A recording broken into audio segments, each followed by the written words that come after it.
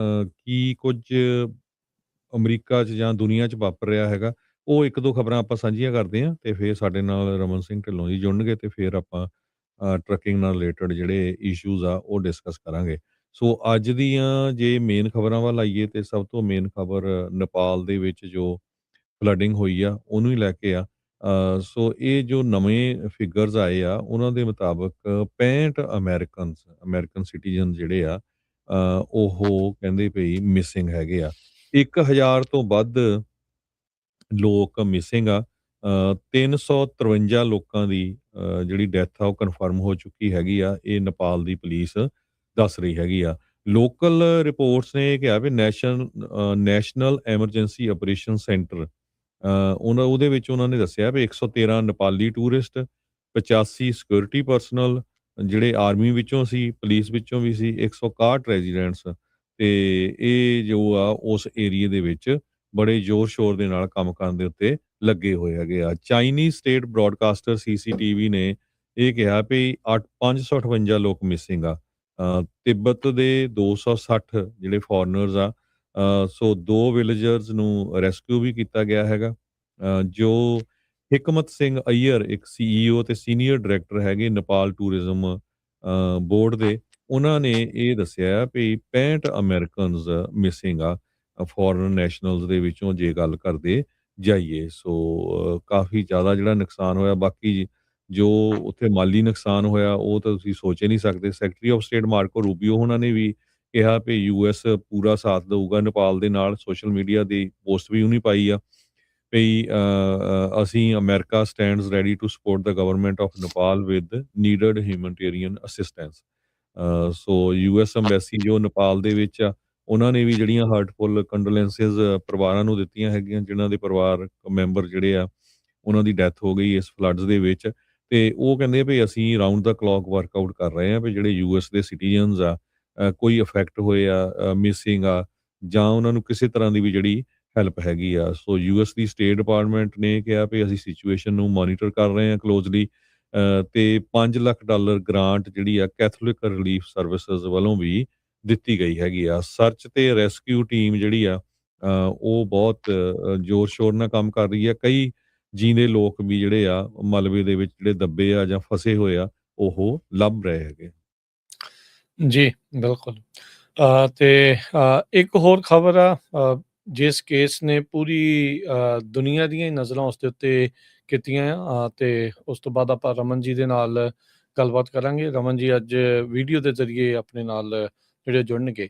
ਲਿੰਡਸੀ ਕਲੈਂਸੀ ਦਾ murder trial ਜਿਹੜਾ ਚੱਲ ਰਿਹਾ। ਇਹ ਇੱਕ ਮਾਂ ਜਿਸ ਦੇ 3 ਬੱਚੇ ਆ, ਇਸ ਦੇ ਉੱਤੇ ਦੋਸ਼ ਆ ਵੀ ਇਹਨੇ ਤਿੰਨਾਂ ਆਪਣੇ ਬੱਚਿਆਂ ਨੂੰ ਜਿਨ੍ਹਾਂ ਦੇ ਨਾਮ ਕੋਰਾ, ਡੌਸਨ ਤੇ ਕੈਲਨ ਆ, ਇਹ 3 ਨੌਜਵਾਨ ਜਿਹੜੇ ਛੋਟੇ ਬੱਚੇ ਆ ਇਹਨਾਂ ਨੂੰ ਇਸਨੇ ਮਾਰ ਦਿੱਤਾ। ਇਹ ਸਟ੍ਰੈਂਗੂਲੇਸ਼ਨ ਦੇ ਨਾਲ ਵੀ ਗਲਾ ਘੁੱਟ ਕੇ ਜਿਹੜਾ ਉਹ ਮਾਰ ਦਿੱਤਾ।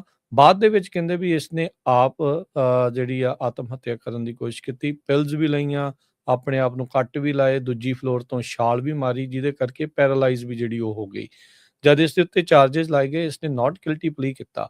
ਇਹਦਾ ਜਿਹੜਾ ਡਿਫੈਂਸ ਦੇ ਆਰਗੂਮੈਂਟ ਇਹ ਕਹਿ ਰਹੇ ਆ ਵੀ ਜਿਹੜੀ ਇਸਨੇ ਇਹ ਕ੍ਰਿਮੀਨਲ ਰਿਸਪੌਂਸੀਬਲ ਨਹੀਂ ਹੈਗੀ ਕਿਉਂਕਿ ਇਹ ਸਵੀਅਰ ਪੋਸਟਮਾਰਟਮ ਸਾਈਕੋਸਿਸ ਦੇ ਸ਼ਿਕਾਰ ਸੀਗੀ ਉਸ ਟਾਈਮ ਦੇ ਉੱਤੇ ਜਦ ਇਸਨੇ ਇਹ ਤਿੰਨਾਂ ਬੱਚਿਆਂ ਨੂੰ ਜਿਹੜਾ ਉਹ ਜਿਉਂਦਿਆਂ ਹੀ ਮਾਰ ਦਿੱਤਾ ਸੀਗਾ।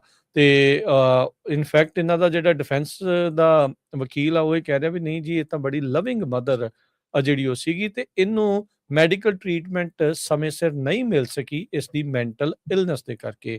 ਪ੍ਰੋਸੀਕਿਊਸ਼ਨ ਵਾਲੇ ਅਸਿਸਟੈਂਟ ਡਿਸਟ੍ਰਿਕਟ ਅਟਾਰਨੀ ਜੈਨੀਫਰ ਸਪਾਰਿਗ ਉਹ ਆਰਗਿਊ ਕਰ ਰਹੇ ਆ ਵੀ ਇਹਨੇ ਜਾਣਬੁੱਝ ਕੇ ਕੀਤਾ ਹੈ, ਸਭ ਡੈਲੀਬਰੇਟਲੀ ਇਸਨੇ ਆਪਣੇ ਤਿੰਨੇ ਨਿਆਣੇ ਜਿਹੜੇ ਆ ਉਹ ਮਾਰੇ ਆ। ਕਹਿੰਦੇ ਵੀ ਜਿਹੜਾ ਇਹ ਦਾਅਵਾ ਕਰ ਰਿਹਾ ਵੀ ਇਸ ਨੂੰ ਆਵਾਜ਼ਾਂ ਸੁਣਦੀਆਂ ਸੀ, ਹਲੂਸੀਨੇਟਰੀ ਵੌਇਸਿਸ ਸੁਣਦੀਆਂ ਸੀ, ਉਹਦੇ ਕਰਕੇ ਨਹੀਂ ਪਰ ਇਸ ਦੀ ਮੈਂਟਲ ਸਥਿਤੀ ਠੀਕ ਸੀਗੀ ਤੇ ਜਾਣਬੁੱਝ ਕੇ ਇਸਨੇ ਇਸ ਸਾਰੇ ਕਾਂਡ ਨੂੰ ਅੰਜਾਮ ਜਿਹੜਾ ਉਹ ਦਿੱਤਾ। ਪ੍ਰੋਸੀਕਿਊਟਰ ਨੇ ਕਿਹਾ ਵੀ ਜਿਹੜਾ ਕਲੈਂਸੀ ਆ ਉਸਨੇ ਜਾਣ ਕੇ ਆਪਣੇ ਘਰ ਵਾਲੇ ਨੂੰ CVS ਦੇ ਉੱਤੇ ਪਿਕਅਪ ਟੇਕ ਆਊਟ ਦੇ ਲਈ ਘੱਲਿਆ ਤਾਂ ਜੋ ਜਦ ਇਸਨੇ ਨਿਆਣਿਆਂ ਨੂੰ ਪਿੱਛੇ ਮਾਰਨਾ ਵੀ ਇਹਦੇ ਕੋਲ ਇਨਫ ਟਾਈਮ ਜਿਹੜਾ ਉਹ ਹੋਵੇ। ਤੇ ਹੁਣ ਦੋਨਾਂ ਹੀ ਤਰਫੋਂ ਆਰਗੂਮੈਂਟਸ ਦੇ ਦਿੱਤੇ ਗਏ ਹੈਗੇ ਆ। ਤੇ ਹੁਣ ਜਿਹੜੇ ਜੱਜ ਵਿਲੀਅਮ ਸੁਲੀਵਨ ਆ ਉਹ ਦੱਸ ਰਹੇ ਆ ਜਿਊਰੀ ਨੂੰ ਵੀ ਇੰਸਟਰਕਸ਼ਨਸ ਦੇ ਰਹੇ ਆ ਵੀ ਡੈਲੀਬਰੇਸ਼ਨਸ ਜਿਹੜੀਆਂ ਉਹ ਸ਼ੁਰੂ ਹੋਣੀਆਂ ਆ। ਜਿਊਰੀ ਹੁਣ ਦੋਨੋਂ ਤਰਫੋਂ ਦੇ ਆਰਗੂਮੈਂਟਸ ਸੁਣਨ ਤੋਂ ਬਾਅਦ ਦੇ ਵਿੱਚ ਹੁਣ ਇਹ ਨਹੀਂ ਪਤਾ ਵੀ ਕੁਝ ਘੰਟੇ ਲਾਉਂਦੀ ਆ, ਕੁਝ ਦਿਨ ਲਾਉਂਦੀ ਆ, ਕਿੰਨਾ ਵਕਤ ਜਿਹੜਾ ਉਹ ਲੱਗਦਾ ਆ ਇਸ ਦੇ ਚਾਰजेस ਦੇ ਵਿੱਚ ਇਸ ਦੀ ਕਨਵਿਕਸ਼ਨ ਆਉਂਦੀ ਆ ਜਾਂ ਇਕਵਿਟਲ ਜਿਹੜਾ ਉਹ ਆਉਂਦਾ ਆ। ਪਰ ਇਸ ਕੇਸ ਨੇ ਪੂਰਾ ਨੇਸ਼ਨ ਵਾਈਡ ਕੀ ਵਰਲਡ ਵਾਈਡ ਲਾਈਮਲਾਈਟ ਦੇ ਵਿੱਚ ਜਿਹੜਾ ਉਹ ਲਿਆਂਦਾ ਆ, ਖਾਸ ਕਰਕੇ ਪੋਸਟਮਾਰਟਮ ਸਾਈਕੋਸਿਸ ਦੀ ਜਿਹੜੀ ਗੱਲ ਆ, ਨਵੇਂ ਜਿਹੜੇ ਜਨਮ ਦੇਣ ਤੋਂ ਬਾਅਦ ਦੇ ਵਿੱਚ ਮਾਂ ਦੇ ਜਿਹੜੀ ਮੈਂਟਲ ਸਥਿਤੀ ਆ ਉਸ ਨੂੰ ਲੈ ਕੇ, ਮੈਂਟਲ ਇਲਨੈਸ ਨੂੰ ਲੈ ਕੇ, ਜਾਂ ਇੱਕ ਕੋਲਡ ਬਲੱਡਡ ਇਸਨੇ ਤਿੰਨੇ ਨਿਆਣੇ ਮਾਰ ਦਿੱਤੇ ਆ, ਇਹਦਾ ਜਿਹੜਾ ਹੁਣ ਨਿਰਣਾ ਆ ਉਹ ਜਿਊਰੀ ਕੁਛ ਸਮੇਂ ਦੇ ਵਿੱਚ ਜਿਹੜੀ ਉਹ ਕਰੇਗੀ। ਘੰਟਿਆਂ 'ਚ, ਦਿਨਾਂ 'ਚ ਜਾਂ ਹਫ਼ਤਿਆਂ ਦੇ ਵਿੱਚ ਵੀ ਇਹ ਕੰਮ ਹੋ ਸਕਦਾ ਆ। ਸੋ ਹਰ ਇੱਕ ਦੀ ਜਿਹੜੀ ਇਸ ਦੇ ਉੱਤੇ ਨਜ਼ਰ ਰਹੇਗੀ।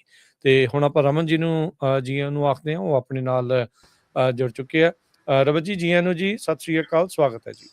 ਸਤਿ ਸ਼੍ਰੀ ਅਕਾਲ ਜੀ, ਸਾਰੇ ਸੁਣਨ ਨੂੰ ਪਿਆਰ ਭਰੀ ਸਤਿ ਸ਼੍ਰੀ ਅਕਾਲ। ਸਤਿ ਸ਼੍ਰੀ ਅਕਾਲ ਜੀ। ਹਰਜੋਤ ਸਿੰਘ ਜੀ। ਜੀ ਰਮਨ ਜੀ, ਸੋ ਟਰੱਕਿੰਗ 'ਚ ਕੀ ਅਪਡੇਟ ਹੈਗੀ ਆ? ਟਰੱਕਿੰਗ ਦੇ ਵਿੱਚ ਅਪਡੇਟ ਤਾਂ ਬਹੁਤ ਜ਼ਿਆਦਾ ਆ ਜੀ। ਟਰੱਕਿੰਗ ਦੇ ਵਿੱਚ ਇੰਡਸਟਰੀ ਜਿਹੜੀ ਆ ਬੜੀ ਰੀਸ਼ੇਪ ਕਰ ਰਹੀ ਹੈਗੀ ਆ। ਜਿਹੜੀਆਂ ਬ੍ਰੋਕਰੇਜ ਕੰਪਨੀਆਂ ਹੈਗੀਆਂ ਉਹਨਾਂ ਨੂੰ ਹੈਵੀ ਇਨਵੈਸਟਮੈਂਟ ਮਿਲ ਰਹੀ ਹੈਗੀ ਆ। ਟ੍ਰੇਡ ਪਾਲਿਸੀ, ਕੈਨੇਡਾ ਦੇ ਨਾਲ tariff war, broker transparency rule still in process, ਤੇ EPA ਦੀਆਂ ਚੇਂਜਸ। ਸੋ ਕਾਫੀ ਕੁਛ ਜਿਹੜਾ ਆ ਉਹ ਇੰਡਸਟਰੀ ਦੇ ਵਿੱਚ ਵਾਪਰ ਰਿਹਾ ਹੈਗਾ ਇਸ ਵੇਲੇ। ਤੇ ਜਿਹੜੇ ਜਿੱਦਾਂ ਕਿ ਆਪਾਂ ਪਿਛਲੇ ਪ੍ਰੋਗਰਾਮਾਂ ਦੇ ਵਿੱਚ ਕਈ ਵਾਰੀ ਗੱਲ ਕਰਦੇ ਆ ਰਹੇ ਹਾਂ ਕਿ ਇਹ ਬਿਲਕੁਲ ਹੀ ਐਕਸਟਰਾਆਰਡਨਰੀ ਜੀ ਇੰਡਸਟਰੀ ਹੋ ਰਹੀ ਹੈ। ਐਕਸਟਰਾਆਰਡਨਰੀ ਜਿਹੜੇ ਚੇਂਜਸ ਆ ਰਹੇ ਨੇ ਕਿਤੇ, ਮਤਲਬ ਕਿ ਹੁਣ ਇਸ ਵੇਲੇ ਜਿਹੜੀ ਸਾਰਿਆਂ ਨਾਲੋਂ ਵੱਡੀ ਚੀਜ਼ ਹੋ ਰਹੀ ਹੈ ਕਿ ਡਰਾਈਵਰ ਸ਼ਾਰਟੇਜ ਕਿਹਾ ਜਾ ਰਿਹਾ, ਲੇਕਿਨ ਡਰਾਈਵਰ ਦੀਆਂ ਜੌਬਸ ਜਿਹੜੀਆਂ ਉਹ ਘਟ ਰਹੀਆਂ ਹੈਗੀਆਂ, ਉਹ ਘਟੀਆਂ ਹੈਗੀਆਂ। ਸੋ ਡੋਂਟ ਨੋ ਕਿ ਕਿੱਧਰ ਨੂੰ ਕੀ ਸਾਰਾ ਕੁਝ ਜਾ ਰਿਹਾ ਹੈਗਾ। ਪਰ ਇਹਦੇ ਨਾਲ ਹੀ ਜਿਹੜੀ ਅਰਾਈਵ ਲੌਜਿਸਟਿਕ ਹੈਗੀ ਆ, ਉਹਨਾਂ ਨੇ ਅਨਾਊਂਸ ਕੀਤਾ ਹੈ ਕਿ ਉਹਨਾਂ ਨੂੰ ਮੁਡਬਾਡਾਲਾ ਮੈਜੋਰਟੀ ਇਨਵੈਸਟਮੈਂਟ ਵਾਲਿਆਂ ਨੇ ਜਿਹੜਾ ਆ ਉਹਨਾਂ ਦੀ ਸਟੇਕ ਮੈਜੋਰਟੀ ਸਟੇਟ ਐਕਵਾਇਰ ਕੀਤੀ ਹੈਗੀ ਆ। ਤੇ ਉਹਨਾਂ ਨੇ 1000 ਹੋਰ ਇੰਪਲੋਈ ਹਾਇਰ ਕਰਨ ਦੀ ਗੱਲ ਕੀਤੀ ਹੈ ਇਸ ਸਾਲ ਦੇ ਵਿੱਚ, ਜਿਹੜਾ ਕਿ ਇੱਕ ਇੰਟਰਸਟਿੰਗ ਪਾਰਟ ਹੈਗਾ, ਕਿਉਂਕਿ ਹਰ ਇੱਕ ਪਾਸੇ ਜਿਹੜਾ ਆ ਉਹ ਉਲਟੇ ਪਾਸੇ ਨੂੰ ਚੱਲ ਰਿਹਾ ਹੈਗਾ ਕੰਮ, ਕਿ ਲੇਆਫ ਚੱਲ ਰਹੇ ਹੈਗੇ ਆ। ਰਾਈਵ ਲੌਜਿਸਟਿਕ ਦੇ 2000 ਤੋਂ ਵੱਧ ਇੰਪਲੋਈ ਹੈਗੇ ਆ ਅਕ੍ਰੋਸ 10 ਅਮਰੀਕਨ ਲੋਕੇਸ਼ਨਸ। ਰਫਲੀ 5500 ਕਸਟਮਰ ਜਿਹੜੇ ਸਰਵ ਕਰਦੇ ਆ, 10,000 ਦੇ ਕਰੀਬ ਕੈਰੀਅਰਸ ਹੈਗੇ ਇਹਨਾਂ ਦੇ। ਸੋ ਇਹ ਜਿਹੜੀ ਐਕਸਪੈਂਸ਼ਨ ਹੈਗੀ ਆ, ਉਹਨਾਂ ਨੇ ਸਪੈਸੀਫਿਕਲੀ ਆਇਡੈਂਟੀਫਾਈ ਕੀਤਾ ਹੈ ਕਿ produce, cross-border open deck LTL partial shipment ਤੇ universal trailer pool। ਸੋ ਇਹ ਜਿਹੜੀਆਂ ਚੀਜ਼ਾਂ ਹੈਗੀਆਂ, ਇੱਕ ਬੰਨੇ ਤਾਂ ਆਪਾਂ ਦੂਸਰਾ ਕੰਮ ਚੱਲ ਰਿਹਾ ਹੈਗਾ, ਦੂਜੇ ਬੰਨੇ ਇਹ ਚੀਜ਼ਾਂ ਚੱਲ ਰਹੀਆਂ। ਪਰ ਓਵਰਆਲ ਜਿਹੜੀ ਇੰਡਸਟਰੀ ਹੈਗੀ ਹੈ ਇਸ ਵੇਲੇ ਰਾਜਕਰਨ ਤੇ ਹਰਜੋਤ ਭਾਜੀ, ਉਹ ਗੁੱਡ ਸਾਈਡ ਵੱਲ ਨੂੰ ਚੱਲ ਰਹੀ ਆ। ਰੇਟਸ ਜਿਹੜੇ ਹਾਇਰ ਹੈਗੇ ਆ, ਡੈਫੀਨੇਟਲੀ ਜਿਹੜਾ ਫਿਊਲ ਹੈਗਾ ਉਹ ਵੀ ਮਤਲਬ ਕਿ ਉਹਦੀ ਪ੍ਰਾਈਸਿਸ ਵੀ ਵਧੀਆ ਹੈਗੀਆਂ। ਐਂਡ ਆਲਸੋ ਜਿਹੜੀ ਇੱਕ ਕੰਸਰਨਿੰਗ ਗੱਲ ਹੈਗੀ ਆ ਕਿ ਆਪਣੇ ਜਿਹੜੇ ਅਮਰੀਕਾ ਦੇ ਸਟਾਕ ਪਾਈਲਸ ਹੈਗੇ ਆ ਫਿਊਲ ਦੇ, ਉਹ ਸੀਜ਼ਨਲ ਲੋ ਦੇਖੇ ਜਾ ਰਹੇ ਆ। ਸੋ ਉਹਦੇ ਕਰਕੇ ਵੀ ਪ੍ਰਾਈਸਿਸ ਜਿਹੜੀਆਂ ਹਾਈ ਜਾ ਰਹੀਆਂ ਹੈਗੀਆਂ। ਸੋ ਮਿਕਸ ਰਿਐਕਸ਼ਨ ਹੈਗਾ ਆ। ਕਾਫੀ ਚੀਜ਼ਾਂ ਜਿਹੜੀਆਂ ਡਿਸਕਸ ਕਰਨ ਵਾਲੀਆਂ ਹੈਗੀਆਂ। ਜੇ ਆਪਾਂ US ਕੈਨੇਡਾ ਦਾ ਡਿਸਪਿਊਟ ਲਈਏ ਤੇ ਉਹਦੇ ਵਿੱਚ ਜਿਹੜੇ ਹੈਵੀ ਟਰੱਕਸ ਆ ਉਹ ਇਨਕਲੂਡ ਨਾ ਕਰਨ ਦੀ ਗੱਲ ਕੀਤੀ ਗਈ ਸੀਗੀ, ਪਰ ਲੱਗਦਾ ਜਦੋਂ ਟਾਕਸ ਟੁੱਟੀਆਂ ਹੈਗੀਆਂ ਤੇ ਉਹ ਵੀ ਸਾਰਾ ਕੁਝ ਜਿਹੜਾ ਆ ਵਿੱਚ ਆ ਗਿਆ ਹੈਗਾ। ਸੋ ਇਹਦੇ ਨਾਲ ਹੁਣ ਜਿਹੜੇ ਨਵੇਂ ਟਰੱਕ ਦੀਆਂ ਪ੍ਰਾਈਸਿਸ ਆ ਉਹਨਾਂ ਤੇ ਅਸਰ ਪਊਗਾ। ਜਿਹੜੀ ਫਲੀਟ ਨੇ ਜੇ ਰਿਪਲੇਸ ਕਰਨੇ ਆਪਣੇ ਟਰੱਕ ਜਾਂ ਨਵੇਂ ਲੈਣੇ ਹੈਗੇ ਆ, ਉਹਨਾਂ ਦੇ ਲਊ ਫਰਕ ਪਊਗਾ। ਸੋ ਕਾਫੀ ਚੀਜ਼ਾਂ ਜਿਹੜੀਆਂ ਹੈਗੀਆਂ ਇਸ ਵੇਲੇ ਜਿਹੜੀਆਂ ਉਹ ਇੰਟਰਸਟਿੰਗ ਬਣੀਆਂ ਹੋਈਆਂ।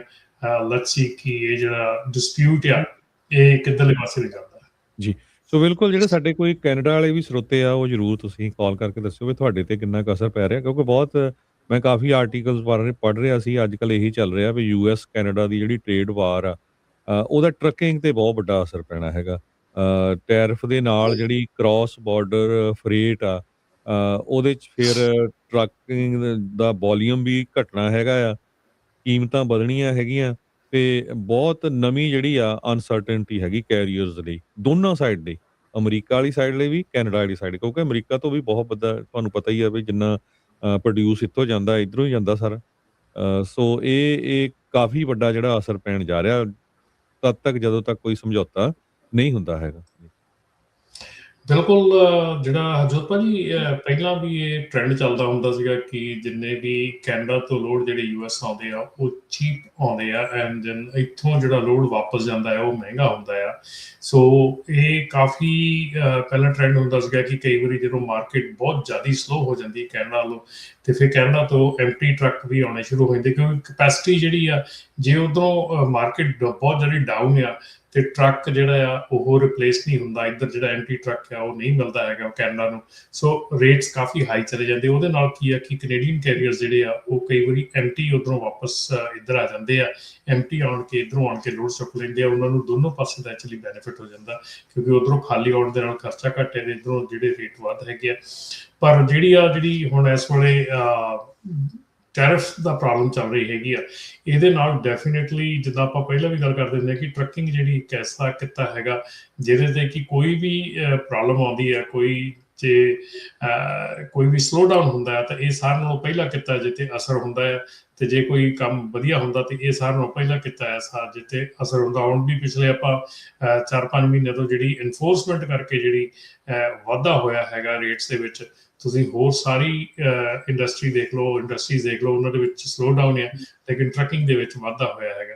ਪਰ ਇੱਥੇ ਵੀ ਟੈਰਿਫ ਦੇ ਨਾਲ ਜਿਹੜਾ ਹੈਗਾ ਉਹ ਸਾਰਿਆਂ ਨਾਲੋਂ ਪਹਿਲਾ ਜਿਹੜਾ ਅਸਰ ਹੈਗਾ ਉਹ ਕੈਨੇਡੀਅਨ ਟਰੱਕਿੰਗ ਤੇ ਅਮਰੀਕਨ ਟਰੱਕਿੰਗ ਤੇ ਪੈਣਾ ਹੈਗਾ। ਪਰ ਅਗੇਨ ਇਹਦੇ ਵਿੱਚ ਜਿਹੜਾ ਕੈਨੇਡਾ ਹੈਗਾ ਉਹਨੂੰ ਸ਼ਾਇਦ ਹੋ ਸਕਦਾ ਜ਼ਿਆਦਾ ਅਸਰ ਦੇਖਣ ਨੂੰ ਮਿਲੇ, ਕਿਉਂਕਿ ਕੈਨੇਡੀਅਨ ਇੰਪੋਰਟਸ ਜਿਹੜੇ ਹੈਗੇ ਆ ਉਹ ਅਰਾਊਂਡ 74% ਉਹਨਾਂ ਦੇ ਟੋਟਲ ਜਿਹੜੇ ਐਕਸਪੋਰਟਸ ਹੈਗੇ ਆ ਉਹ US ਨੂੰ ਹੈਗੇ ਆ, ਤੇ US ਦੇ ਜਿਹੜੇ ਐਕਸਪੋਰਟਸ ਹੈ ਕੈਨੇਡਾ ਨੂੰ ਅਬਾਊਟ 17% ਹੈ। ਸੋ ਇਹ ਜਿਹੜੀ ਆ ਫਿਗਰ ਹੈ ਕਾਫੀ ਜਿਹੜੀ ਆ ਉਹਦੇ ਵਿੱਚ ਫਰਕ ਹੈਗਾ।